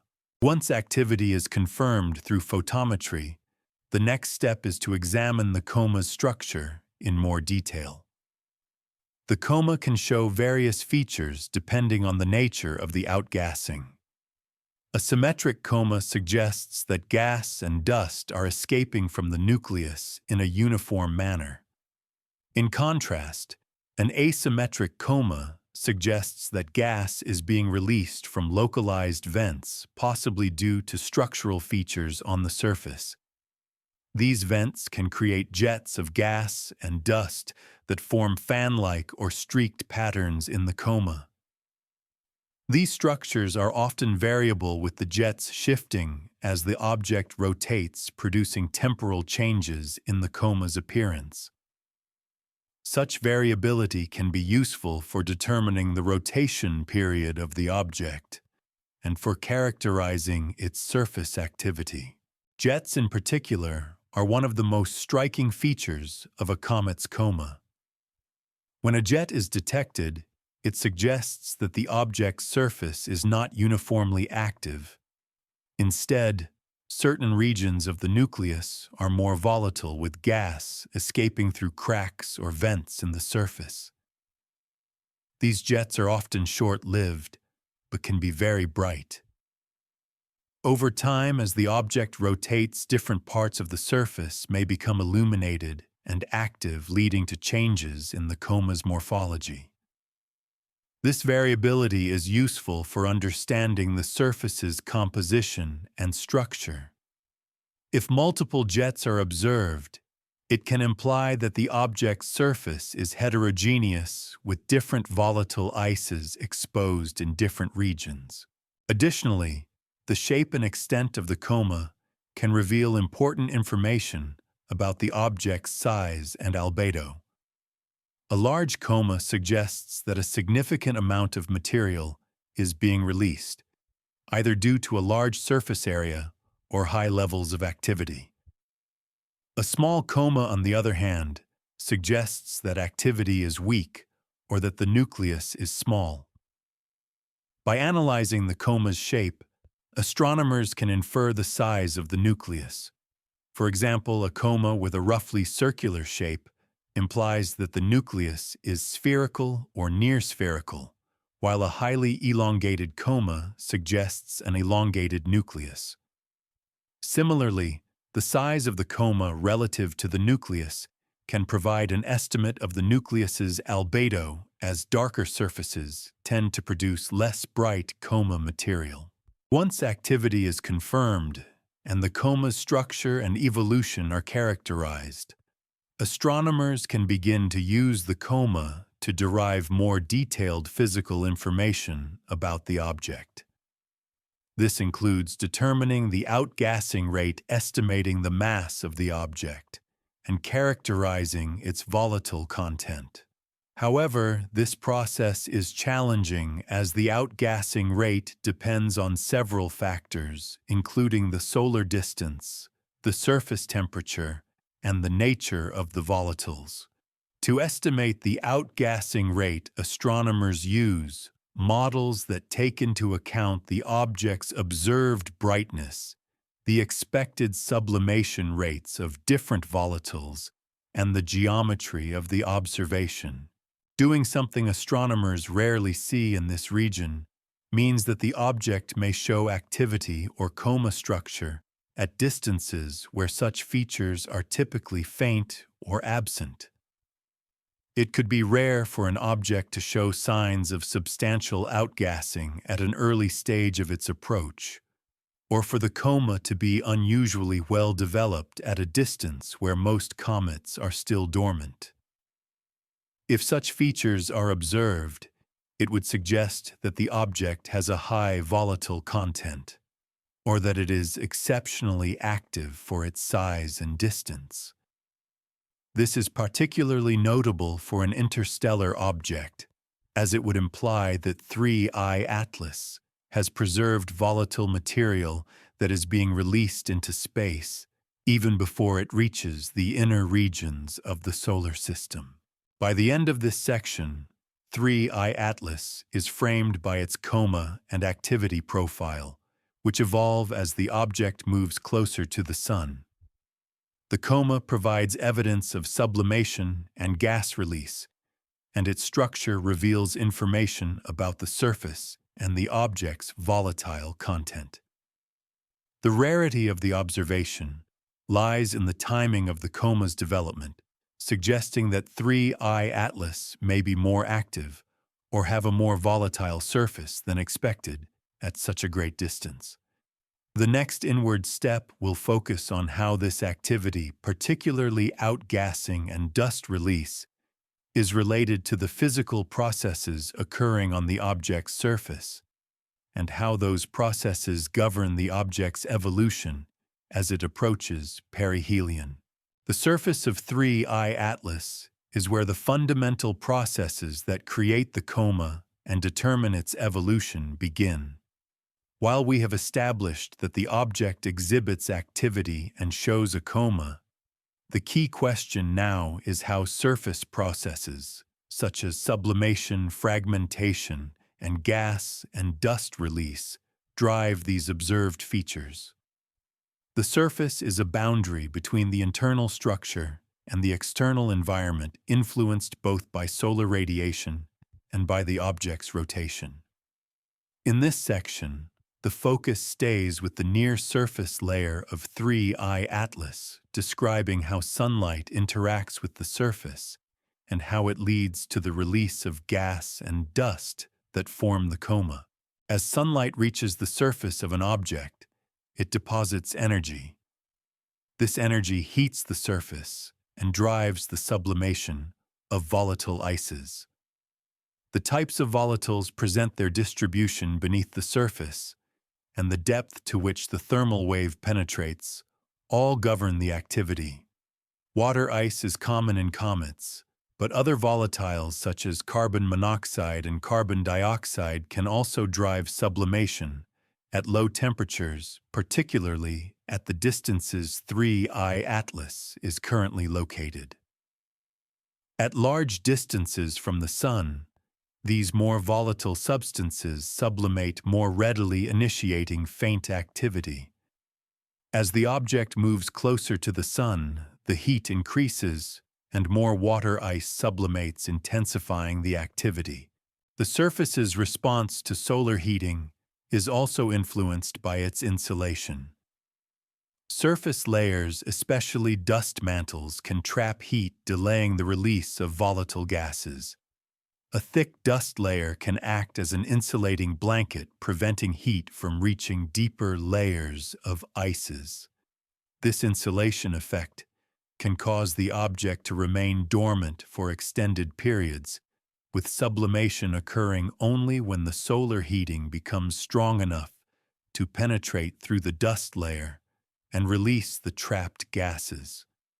As 3I Atlas moves inward toward the Sun, the rate of sublimation will increase, and the activity level will intensify, particularly if the surface layer is porous and allows for efficient gas transport.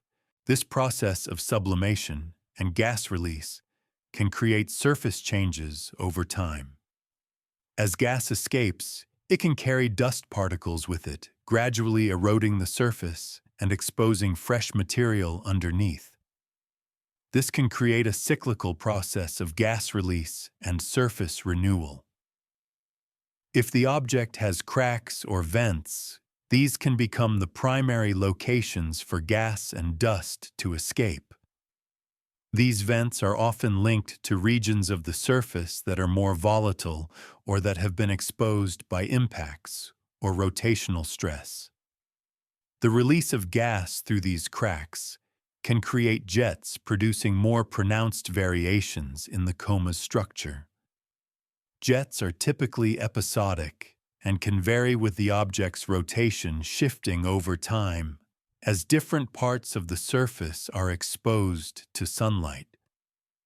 These dynamic features add complexity to the coma and provide clues about the underlying surface structure. At large distances from the sun, the most prominent feature of the surface may be its dust mantle. Dust is a key byproduct of sublimation, and it can accumulate on the surface over time, forming a layer that may obscure the volatile ices below. As sublimation progresses, the dust layer can become more porous, allowing gas to escape more freely. Alternatively, if the object is rotating, the dust may be redistributed across the surface, possibly exposing fresh material to sunlight and restarting the sublimation cycle. The accumulation and movement of dust also influence the size and shape of the coma. Larger dust grains are less easily lifted, but smaller grains can be carried away by the gas. This leads to a complex interplay between gas and dust dynamics that shapes the appearance of the coma. The thermal response of the surface also varies with rotation. An object like 3I Atlas, especially if it is irregularly shaped or tumbling, will have regions of its surface that are illuminated for varying lengths of time. The solar insolation will change as the object rotates, causing temperature fluctuations. The surface heating will be strongest at local noon, and the thermal wave will propagate into the object at a rate determined by its thermal properties. The thermal inertia of the surface, how quickly the surface heats up and cools down, depends on the material composition and structure.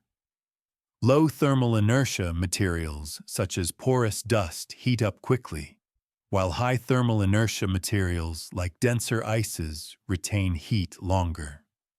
These variations in surface heating can influence the timing and intensity of gas release. Rotation can also play a significant role in how activity manifests. As the object rotates, different regions of the surface are exposed to the sun. This can cause a variation in the amount of volatile ices exposed to sunlight, which in turn affects the rate of sublimation and gas release. The rotational period can modulate how quickly different parts of the surface become active with the amount of gas released, varying depending on the local volatile content and the exposure time to sunlight. If 3I Atlas has a slow or irregular rotation, it could cause more complex or variable activity patterns. For example, certain regions might experience prolonged exposure to the sun, leading to intense sublimation and outgassing, while others might remain inactive due to shading. The object's surface may also undergo cracking due to thermal stress, which could provide further pathways for gas to escape. Thermal expansion and contraction, as the object rotates, can cause surface material to fracture, creating vents or cracks through which gas can escape. These cracks may be temporary or may evolve over time, potentially increasing or decreasing the intensity of activity. If the surface has already been subjected to radiation processing, the material may be brittle and cracks may form more easily. These structural changes contribute to the dynamic nature of the coma, as gas and dust are released in varying amounts depending on the surface properties and the presence of cracks or vents. Doing something astronomers rarely see in this region can mean that the surface of 3I Atlas behaves in unexpected ways, such as showing signs of activity at larger distances from the Sun than most known comets. It can also mean that the object's surface composition is unusual, with some regions showing intense activity, while others remain dormant. The rarity of the observation would stem from the timing and the geometry of the object's approach, combined with the relatively early onset of sublimation at distances where most comets are still inactive. Furthermore, if the object shows signs of surface cracking or venting that is atypical for comets at this distance, it could suggest that the surface is more volatile or weaker than expected. Such features would add complexity to the understanding of how interstellar objects behave as they approach the Sun. By the end of this section, 3I Atlas is described as a body whose surface is governed by a combination of solar heating sublimation and rotational dynamics. These processes drive the release of gas and dust that form the coma, and their evolution depends on the object's position relative to the Sun and the internal structure of the surface. The rarity, if present, lies in how early these processes begin and how they manifest at large distances, providing new insights into the behavior of interstellar objects. The next inward region will focus on the forces of sublimation and gas release, moving from surface processes to the direct effects these forces have on the object's trajectory and structure. As we continue inward from surface processes and sublimation to the forces driving gas release, the next step focuses on the interaction between the object's physical structure and the sublimating gases. The release of volatiles from the surface generates a continuous feedback loop where gas pressure contributes to the physical processes occurring at the boundary between the nucleus and its surrounding coma. This interaction, often referred to as outgassing, is what powers the observed activity of the object and contributes to the formation of the coma and tail. In this section, we explore how sublimation-driven forces are transferred to the object, how gas is ejected, and what this tells us about the internal composition and structure of 3I Atlas. Sublimation is the process by which volatile materials in the object's surface, such as water, ice, or carbon dioxide, transition directly from solid to gas under the influence of sunlight. This is the primary driver of outgassing in comets, and is what creates the visible coma. The rate of sublimation depends on the intensity of solar radiation, which increases as the object moves closer to the Sun. As sunlight heats the surface, molecules in the solid phase of ices gain energy and break free from the surface. This gas then escapes into space, carrying with it dust particles that have been entrained in the gas flow, forming the coma. The efficiency of sublimation and the strength of the resulting outgassing depend heavily on several factors, such as the object's surface temperature, the composition of the surface material, and the exposure to solar radiation. The object's surface temperature is not constant. It fluctuates depending on the time of day, solar illumination, and its rotation. As the object rotates, different parts of the surface experience varying levels of exposure to sunlight. When the surface is heated, sublimation occurs more rapidly, But when it is in shadow, the surface cools and the sublimation process slows down. This cyclical pattern of heating and cooling is a characteristic feature of rotating bodies, and it plays a significant role in modulating the rate and distribution of gas release over time. A key point in understanding gas release is the relationship between the surface temperature and the rate of sublimation. The surface temperature of 3I Atlas will vary depending on its distance from the Sun. At greater distances where sunlight is weaker, the surface temperature is low and the sublimation rate is modest. However, as the object moves closer to the Sun, the intensity of sunlight increases, causing the surface to warm up, which leads to higher sublimation rates. It is also possible for the object to have certain regions that are more active than others, with varying surface temperatures depending on the composition, roughness, and exposure to sunlight. Regions with more exposed volatile ices or cracks may sublimate at a higher rate, while other areas with less volatile content may show little to no sublimation. Gas release is not a simple uniform process. The escape of gas from the surface can occur through localized vents or cracks, particularly if the surface has fractures or other structural weaknesses. These vents can release gas in concentrated jets, creating regions of high activity on the object. The pressure created by the escaping gas can even have an effect on the object's rotation and trajectory.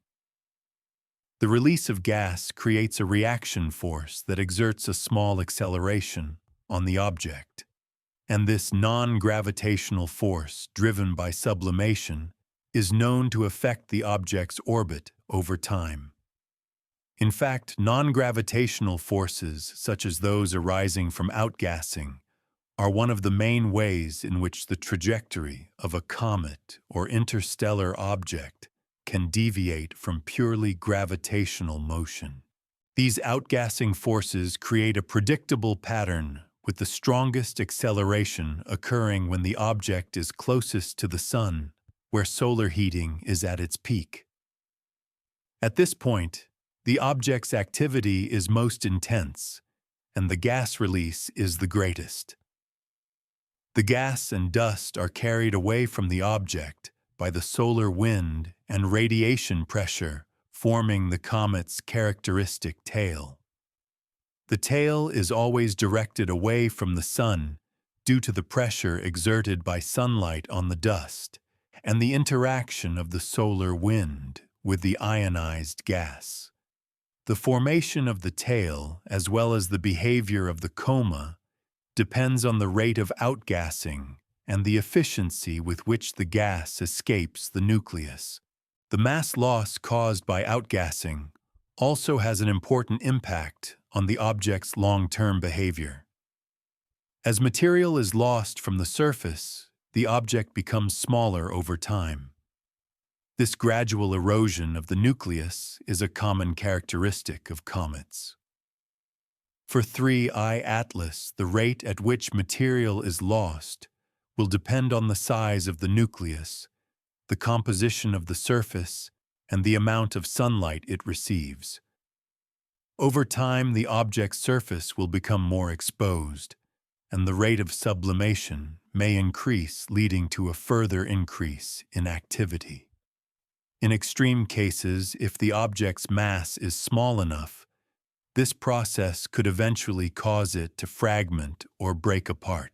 One important aspect of outgassing that makes 3I Atlas stand out is the early onset of activity observed at large distances from the Sun. Typically, comets do not begin to show significant activity until they are much closer to the Sun, where sunlight is strong enough to trigger sublimation of volatile ices. However, 3I Atlas, being an interstellar object, may have different surface properties that make it more volatile or more easily activated at greater distances. The possibility of such early activity suggests that the object may contain a higher concentration of easily sublimated volatiles, such as carbon monoxide or carbon dioxide, that can sublimate even at low solar irradiance. This is a significant deviation from the typical behavior of solar system comets, which are generally inactive at distances beyond the orbit of Neptune. The fact that 3I Atlas is showing signs of activity at a distance where most comets remain dormant is part of what makes it unique. This early activity could be the result of internal factors such as the object's porosity or structure. A more porous surface could allow gas to escape more easily, even at low solar irradiance.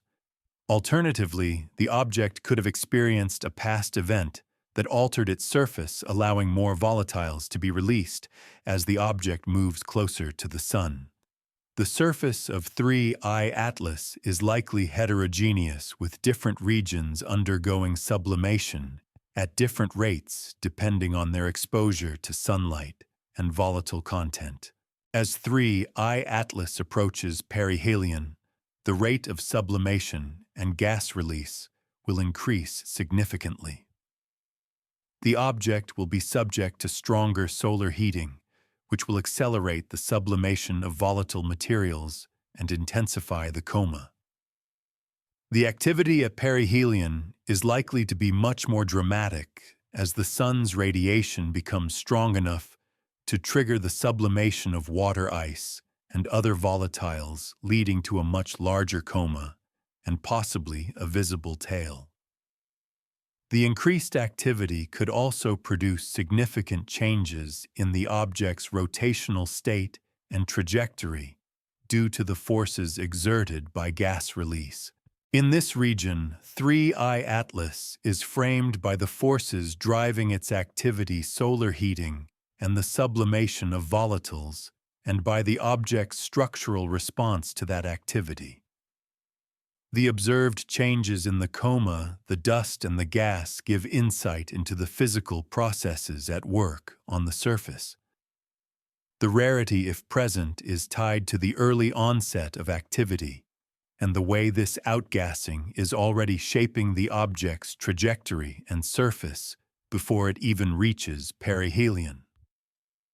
The next step inward will focus on how the object's trajectory continues to evolve as these forces grow stronger and how they influence both its motion and its physical structure.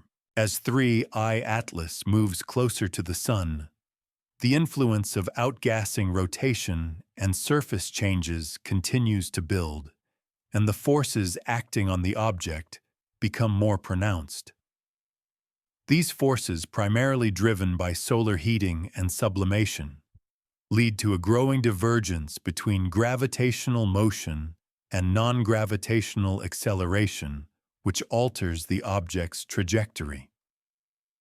This section will explore how these forces accumulate as the object approaches perihelion, and how the interplay between rotation, outgassing, and thermal stress shapes the object's physical and dynamical evolution. This inward region focuses on the growing effects of non-gravitational acceleration and their role in the object's overall trajectory and structure. At large distances from the Sun, the sublimation process is relatively slow, and any non-gravitational acceleration is minimal. However, as 3I Atlas moves closer to perihelion, the increase in solar heating accelerates the sublimation process. The outgassing force becomes stronger as more volatile materials are released from the surface. This leads to an increase in the amount of gas and dust expelled into space, expanding the coma and potentially forming a visible tail. The energy input from the Sun becomes the dominant force driving these changes, and the resulting outgassing can create a reaction force on the object. This reaction force is a non-gravitational acceleration that acts in the opposite direction of the escaping gas, slightly altering the object's trajectory.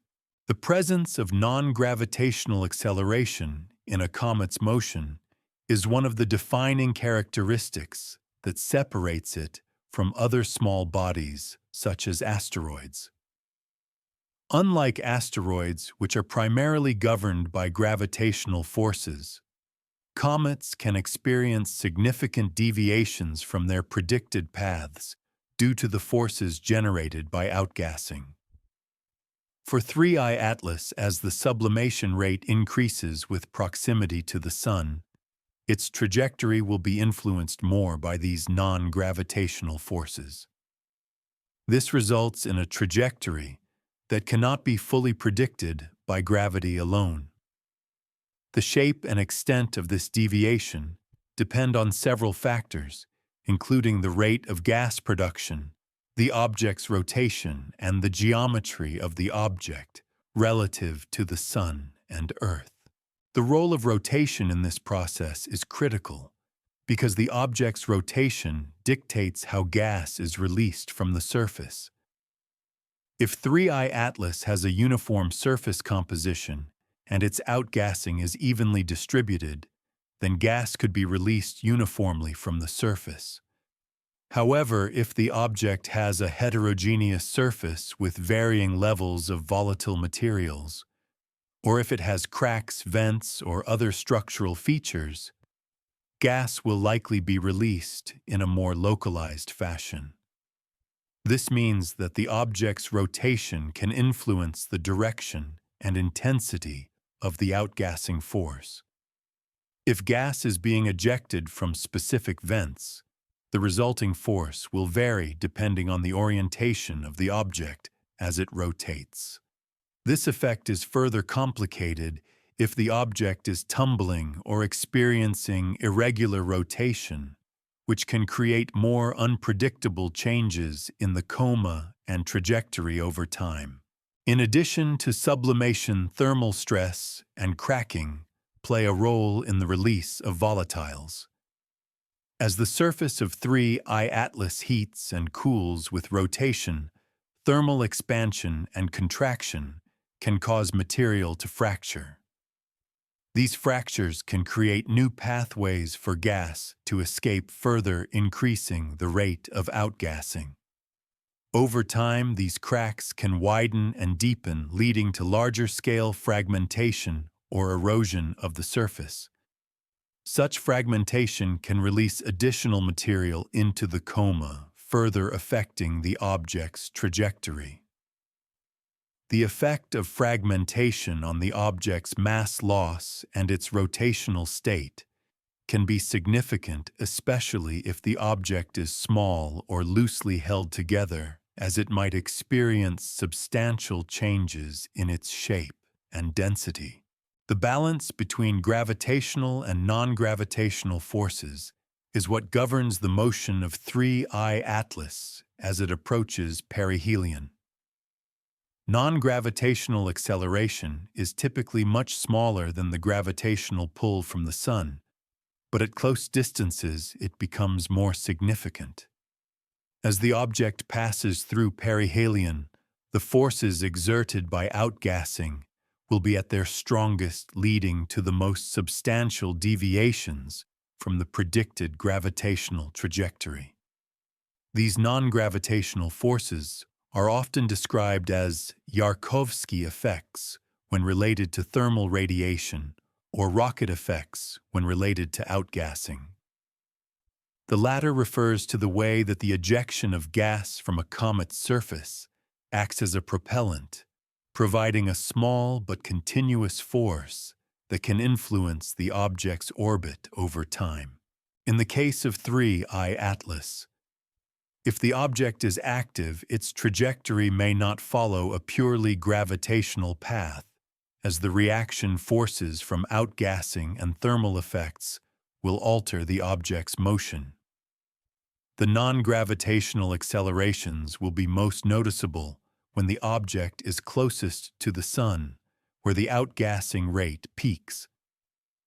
These accelerations can shift the object's orbit cause slight changes in its velocity and even lead to observable deviations in its motion. This is part of what makes studying comets so challenging, as the non-gravitational forces must be accounted for in the orbit determination process. These forces also make it difficult to predict the object's future motion with high precision, as they are not always easy to measure, especially for faint objects like 3I Atlas. The question of whether 3I Atlas will exhibit significant non-gravitational acceleration is central to understanding its behavior. If the object shows measurable acceleration over time, it would confirm that outgassing is occurring and that the object is active. However, if no acceleration is detected, it could indicate that the object is either inactive or that its outgassing is too weak to produce detectable changes in its trajectory. The degree to which these forces can be detected depends on the precision of the observations and the length of the observational baseline. A long observation period allows astronomers to measure the small deviations caused by non-gravitational forces, more accurately increasing confidence in the object's activity level. Doing something astronomers rarely see in this context means that 3I Atlas might show non-gravitational accelerations much earlier than expected. Most comets do not show significant acceleration until they are much closer to the Sun, where solar radiation is stronger and sublimation is more intense. If 3I Atlas is showing signs of non-gravitational acceleration at large distances from the Sun, it could suggest that its surface is particularly volatile, or that its activity is driven by gases that sublimate at lower temperatures. This early onset of activity would make it an exceptional case, as most objects at this distance remain dormant until they get much closer to perihelion. By the end of this section, 3I Atlas is framed as an object whose motion is influenced not just by solar gravity, but by outgassing forces as well. These forces grow stronger as the object approaches the Sun and become more important as it passes through perihelion. The rarity, if present, lies in the object's early activity with non-gravitational accelerations detectable at distances where most objects remain inactive. The next step inward will focus on how these forces continue to affect the object's trajectory and how the cumulative effects of outgassing, sublimation, and rotational changes influence the object's long-term evolution. As 3I Atlas moves deeper into the solar system, the forces driving its activity continue to shape its trajectory, but now with an increasingly complex set of interactions. The object's motion becomes a combination of gravitational dynamics and non-gravitational forces, such as those from outgassing, which can alter its path and speed. As these forces become more pronounced near perihelion, the object's trajectory will be subject to both predictable and unpredictable changes. In this section, the focus shifts to how these forces are integrated into a complete dynamical model, how they contribute to observable deviations from gravitational motion, and how they influence the object's long-term evolution as it nears the Sun. The influence of non-gravitational forces is not a simple linear addition to the gravitational model. The gas released by sublimation does not just change the velocity of the object in a uniform manner. It creates a feedback loop. As gas escapes, it carries momentum away from the nucleus, imparting a small but continuous force on the object. This force, often called a rocket effect, is proportional to the mass of gas released and the velocity at which it escapes. The object, in turn, experiences a reaction force that can alter its speed and direction. The more volatiles there are on the surface and the more exposed they are to sunlight, the greater the outgassing force will be. This non-gravitational acceleration, though typically much weaker than the sun's gravitational pull, is crucial for predicting the object's future motion. At large distances from the sun, this force is weak, and the object's motion is primarily governed by gravity. However, as the object moves closer to perihelion and the rate of sublimation increases, the non-gravitational forces grow stronger. The reaction force from the outgassing, which acts opposite to the direction of the escaping gas, leads to measurable deviations from the expected gravitational trajectory. These deviations can manifest as changes in the object's velocity or as slight shifts in its orbit that do not align with the predictions based on gravity alone. For 3I Atlas, one of the primary challenges in understanding its motion is how these non-gravitational accelerations interact with its orbit. The force from outgassing is not uniform. It depends on factors such as the distribution of volatiles on the surface, the orientation of the object as it rotates, and the geometry of the Sun-object-Earth system. If the object is rotating and exposing different parts of its surface to sunlight, the outgassing will not be uniform. Some areas may sublimate more readily than others, leading to an irregular pattern of acceleration.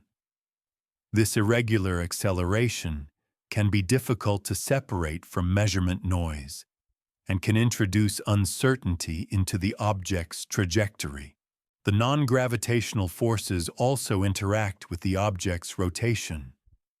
As gas escapes from the surface, it can cause localized changes in the object's angular velocity, particularly if the outgassing is uneven or if the object is tumbling. These rotational effects can alter the orientation of the object's spin axis, affecting the direction of the outgassing force and changing the coma's appearance. The object's rotation, if irregular, can make the outgassing less predictable, as the force exerted on the object will change depending on the region of the surface exposed to sunlight. If the object is rotating slowly, the changes in outgassing may be gradual, whereas a fast or tumbling rotation may produce more erratic changes in the object's trajectory. Another critical aspect of the object's behavior is how these forces affect its long-term evolution. As non-gravitational forces act on the object, they can cause its orbit to change gradually over time. This can lead to shifts in the object's perihelion distance, which affects the amount of solar radiation it receives and consequently the rate at which it sublimates. The non-gravitational acceleration can also cause the object to experience subtle changes in its orbital inclination and eccentricity, potentially making the orbit more or less elliptical over time. These changes are cumulative and can alter the long-term evolution of the object's orbit. In particular, non-gravitational forces can influence the object's trajectory by modifying its orbital eccentricity. The degree of eccentricity determines how elliptical the object's orbit is and how close it gets to the Sun at perihelion. If the object's non-gravitational acceleration pushes it outward at certain points along its orbit, it can reduce the eccentricity and make the orbit more circular. Conversely, if the acceleration pushes the object inward, it can increase the eccentricity and make the orbit more elongated. These changes can lead to observable shifts in the object's motion, including the time of perihelion and the speed at which it moves through the solar system. The rarity of observing such subtle yet significant changes in trajectory, especially at large distances from the Sun, comes into play here. For most comets, non-gravitational accelerations become significant only as they approach perihelion, where solar heating is strongest. However, 3I Atlas, as an interstellar object, may show measurable non-gravitational acceleration earlier than expected before it reaches the region of the solar system, where comets typically begin to show strong activity. If this is the case, the object's trajectory could reveal early deviations that are rarely seen in other interstellar objects or comets. The interplay between gravitational and non-gravitational forces could provide unique insights into the behavior of objects entering the solar system from interstellar space and how they evolve over time. To monitor and model these forces, astronomers rely on a combination of high-precision astrometry and careful modeling of the object's physical processes. As 3I Atlas approaches perihelion, the increased outgassing and resulting non-gravitational accelerations will become more detectable.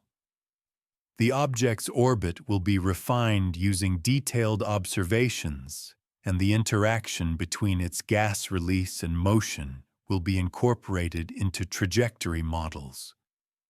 This will allow astronomers to predict its future path more accurately and determine the degree to which non-gravitational forces influence its motion. As more data are gathered, the non-gravitational acceleration will become a key factor in understanding the object's evolution and trajectory. 3I Atlas's interaction with the Sun's radiation and the forces it experiences through sublimation and outgassing will continue to shape its motion as it moves toward perihelion. The resulting acceleration will influence its orbit and rotational dynamics, leading to deviations from the expected path based on gravity alone. These deviations, while small, are critical for understanding the object's behavior and provide valuable insights into how interstellar objects behave as they enter the solar system. The rare nature of these observations, early outgassing at large distances from the Sun, and the detection of non-gravitational accelerations, adds to the significance of the object's study. By the end of this section, 3I Atlas is framed as an object whose motion is increasingly influenced by non-gravitational forces as it approaches perihelion. The interplay of these forces with solar radiation, sublimation, and rotation determines its trajectory, and as the object's activity intensifies, its path will continue to evolve. The rarity of these early observations makes 3I Atlas an exceptional case, and its behavior provides critical data for understanding the role of non-gravitational forces in the motion of interstellar objects. The next inward step will focus on the final stages of the object's passage through the solar system, where the culmination of these forces leads to its closest approach and eventual exit. As 3I Atlas approaches perihelion, the culmination of the forces at work, the interplay between solar heating, sublimation, non-gravitational acceleration, and rotational dynamics becomes even more pronounced. The object's trajectory is no longer solely determined by gravity, but by a combination of gravitational and non-gravitational forces. This section will explore the final stages of the object's passage through the solar system, focusing on how the forces discussed so far, particularly the non-gravitational accelerations caused by outgassing, shape its behavior as it nears the Sun and how this influences its long-term evolution.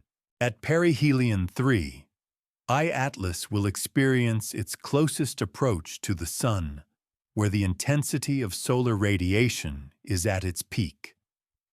This marks the point where the outgassing will reach its maximum rate, significantly altering the object's trajectory. The increase in sublimation will lead to a dramatic rise in gas production and dust release, which will create the largest visible coma and possibly a visible tail. The solar heating will be sufficient to sublimate water ice and other volatiles that are locked in the nucleus, driving the final phase of activity before the object begins its outward journey back into the depths of space. The non-gravitational acceleration during this phase will be strongest as the object reaches the point where the Sun's radiation is most intense.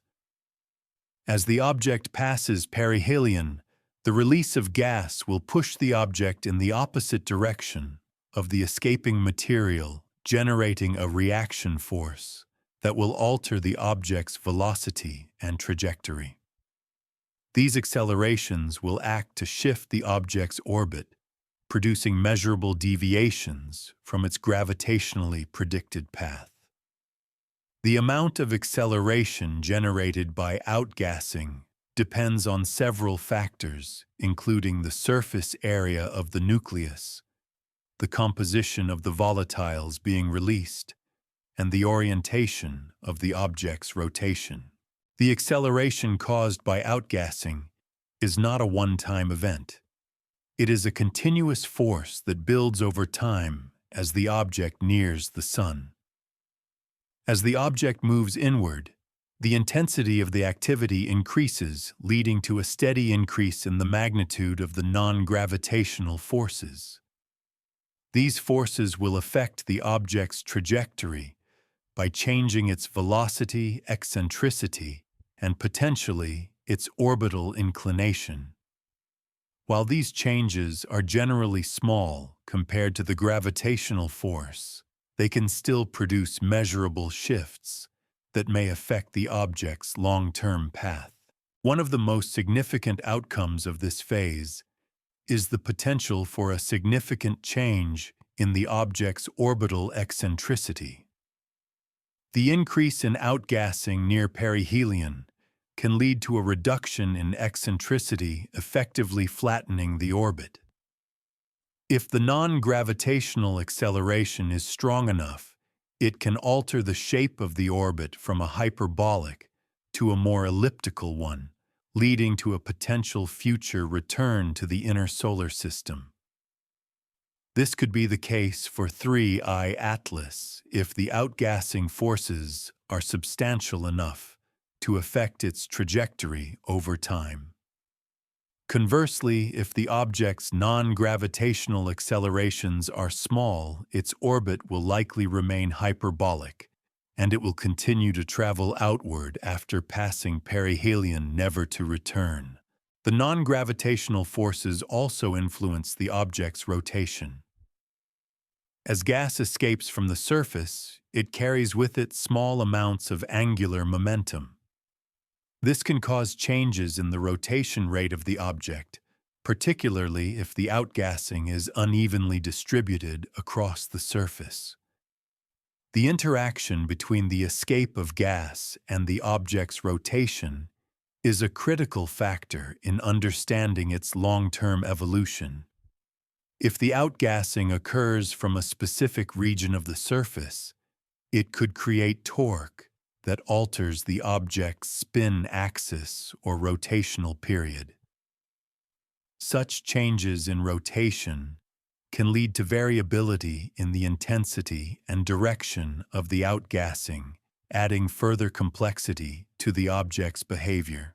In the case of 3I Atlas, the surface may also undergo structural changes as sublimation and outgassing take their toll.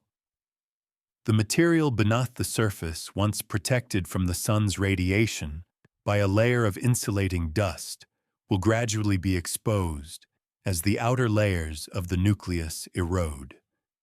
This process can expose new layers of volatile-rich ices, which will then begin to sublimate as the object moves closer to the Sun. The release of gas from these exposed regions will further accelerate the sublimation process, creating a feedback loop that continues to drive activity. In this way, the surface and the forces acting on it evolve in tandem, and the interplay between these processes shapes the trajectory of the object as it moves through the solar system. One of the most challenging aspects of understanding the motion of 3I Atlas during this phase is how to differentiate the effects of gravitational forces from the non-gravitational accelerations caused by outgassing. As the object approaches perihelion, it becomes increasingly difficult to isolate the contributions of these different forces. The gravitational force from the Sun, while dominant, must be accounted for alongside the smaller but still significant accelerations caused by outgassing. To accurately track the object's motion, astronomers must carefully model both types of forces using a combination of astrometric measurements, photometric data, and theoretical models of sublimation and gas release. The observation of non-gravitational accelerations during this phase is what makes 3I Atlas so interesting. The ability to track these accelerations, particularly at a large distance from the Sun, is a rare occurrence. Most comets and small bodies show strong signs of activity only when they are much closer to perihelion, where solar heating is more intense. However, 3I Atlas appears to be active much earlier in its approach, indicating that it may have a higher concentration of volatile materials or a surface that is more readily activated than typical solar system comets. This early onset of activity, combined with the detectable non-gravitational accelerations, provides unique insights into how interstellar objects behave as they approach the solar system. Doing something astronomers rarely see in this context can mean that the object is exhibiting non-gravitational acceleration at a distance where comets typically show little to no activity. This early acceleration may not only affect the object's trajectory, but also provide insights into the physical properties of the surface, the composition of the volatiles, and the interaction between the Sun's radiation and the object's internal structure. The object's early activity makes it an excellent case study for understanding how interstellar objects behave as they encounter the Sun's radiation, providing data that can inform models of other interstellar bodies that may pass through the solar system in the future. By the end of this section, 3I Atlas is described as a dynamic object whose motion is increasingly influenced by non-gravitational forces, especially as it approaches perihelion. These forces, driven by outgassing and sublimation, significantly impact the object's trajectory and rotation. The rare early onset of activity and detectable acceleration at large distances from the Sun make 3I Atlas an exceptional case, offering unique insights into the behavior of interstellar objects. As the object reaches perihelion, the culmination of these forces will be observed, and their impact on the object's long-term evolution and exit from the solar system will provide valuable data for future interstellar studies. As 3I Atlas reaches perihelion, the culmination of all the forces that have shaped its trajectory, surface activity, and rotational behavior become evident in its final passage through the solar system. The object's path has already been altered by the effects of sublimation, non-gravitational accelerations, and rotational changes. As the object passes closest to the Sun, the intensity of solar radiation will increase dramatically, driving the final phase of its outgassing and altering its trajectory even more as the Sun's gravitational pull remains the dominant force. However, the non-gravitational forces will continue to act on it, leading to an increasingly complex dynamical scenario.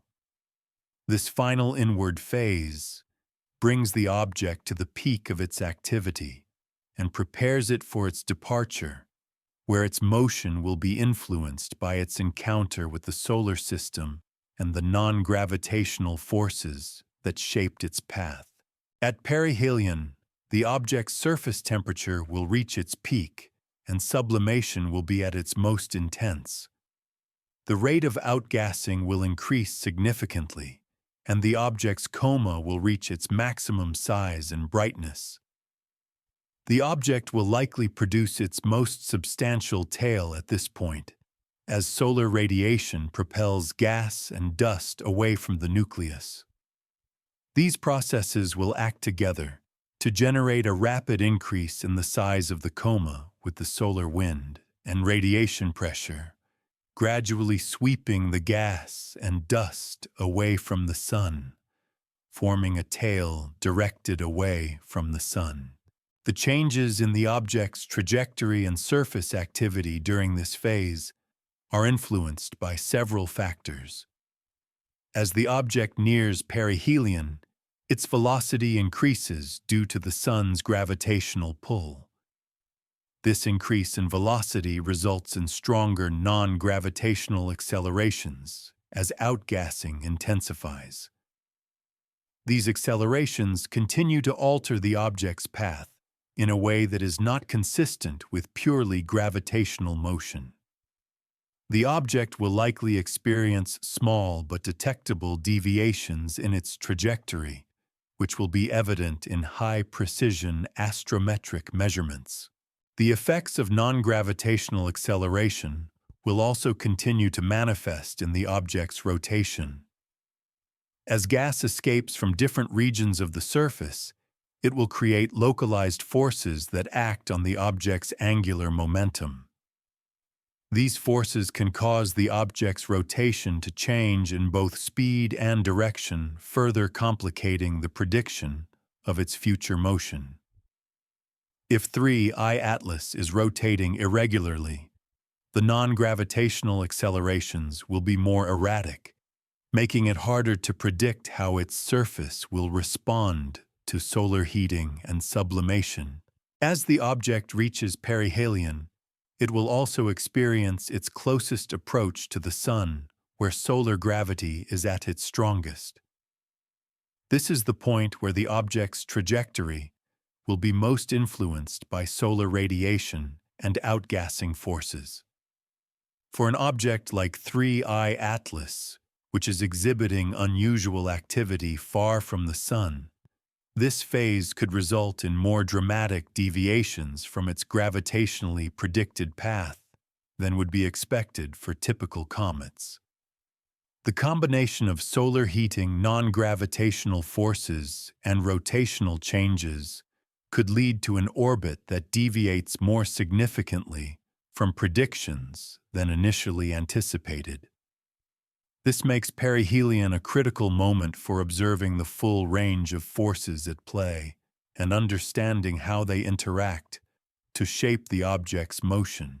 Once 3I Atlas passes perihelion, it will begin its journey back outward, leaving the Sun's intense radiation behind. As it moves away from the Sun, the rate of sublimation will decrease and activity will gradually subside. The coma will begin to shrink and the tail will become less pronounced as the object moves into a region of the solar system where sunlight is weaker and sublimation slows. At this stage, the non-gravitational forces driving the outgassing will become less significant, and the object's trajectory will once again be governed primarily by solar gravity and any perturbations from the planets. However, even as the object moves away from the Sun, the effects of non-gravitational forces will continue to affect its trajectory. The changes to the orbit, especially any deviations in its eccentricity or velocity, will be most noticeable during the outward portion of the journey. The gravitational forces acting on the object will cause it to slow down and eventually exit the solar system. However, the path it follows will be determined not just by gravitational forces, but by the non-gravitational accelerations that have shaped its orbit over time. The rarity of observing such behavior in 3I Atlas lies in the fact that this object is an interstellar visitor, and the forces acting on it as it passes through the solar system are unlike those typically seen in solar system comets or asteroids. The early onset of activity, the magnitude of the non-gravitational forces, and the unique timing of its approach all combine to make this object an exceptional case. Interstellar objects like 3I Atlas are rare, and their passage through the solar system provides a unique opportunity to study how such objects behave when exposed to the Sun's radiation. This section ends with 3I Atlas, preparing to move beyond the reach of the Sun's gravitational influence. Its trajectory altered by the interplay of gravitational and non-gravitational forces reflects the complex dynamics that govern the behavior of interstellar objects. The culmination of these forces at perihelion marks a pivotal moment in the object's passage through the solar system. While the object's motion will return to a more predictable gravitational path as it moves outward, the data collected from its encounter will provide critical insights into the behavior of interstellar objects and the forces that shape their trajectories. By the end of this section, 3I Atlas is described as an object whose path is defined by a combination of forces, both gravitational and non-gravitational. The approach to perihelion marks the peak of its activity, where solar heating and outgassing forces dominate its motion. As it moves outward, the object will begin to return to a more predictable path. But the data collected from its perihelion passage will provide valuable information about the behavior of interstellar objects as they interact with the solar system. The rare nature of these observations, particularly the early activity and significant non-gravitational forces, makes 3I Atlas an exceptional case and a critical opportunity for study.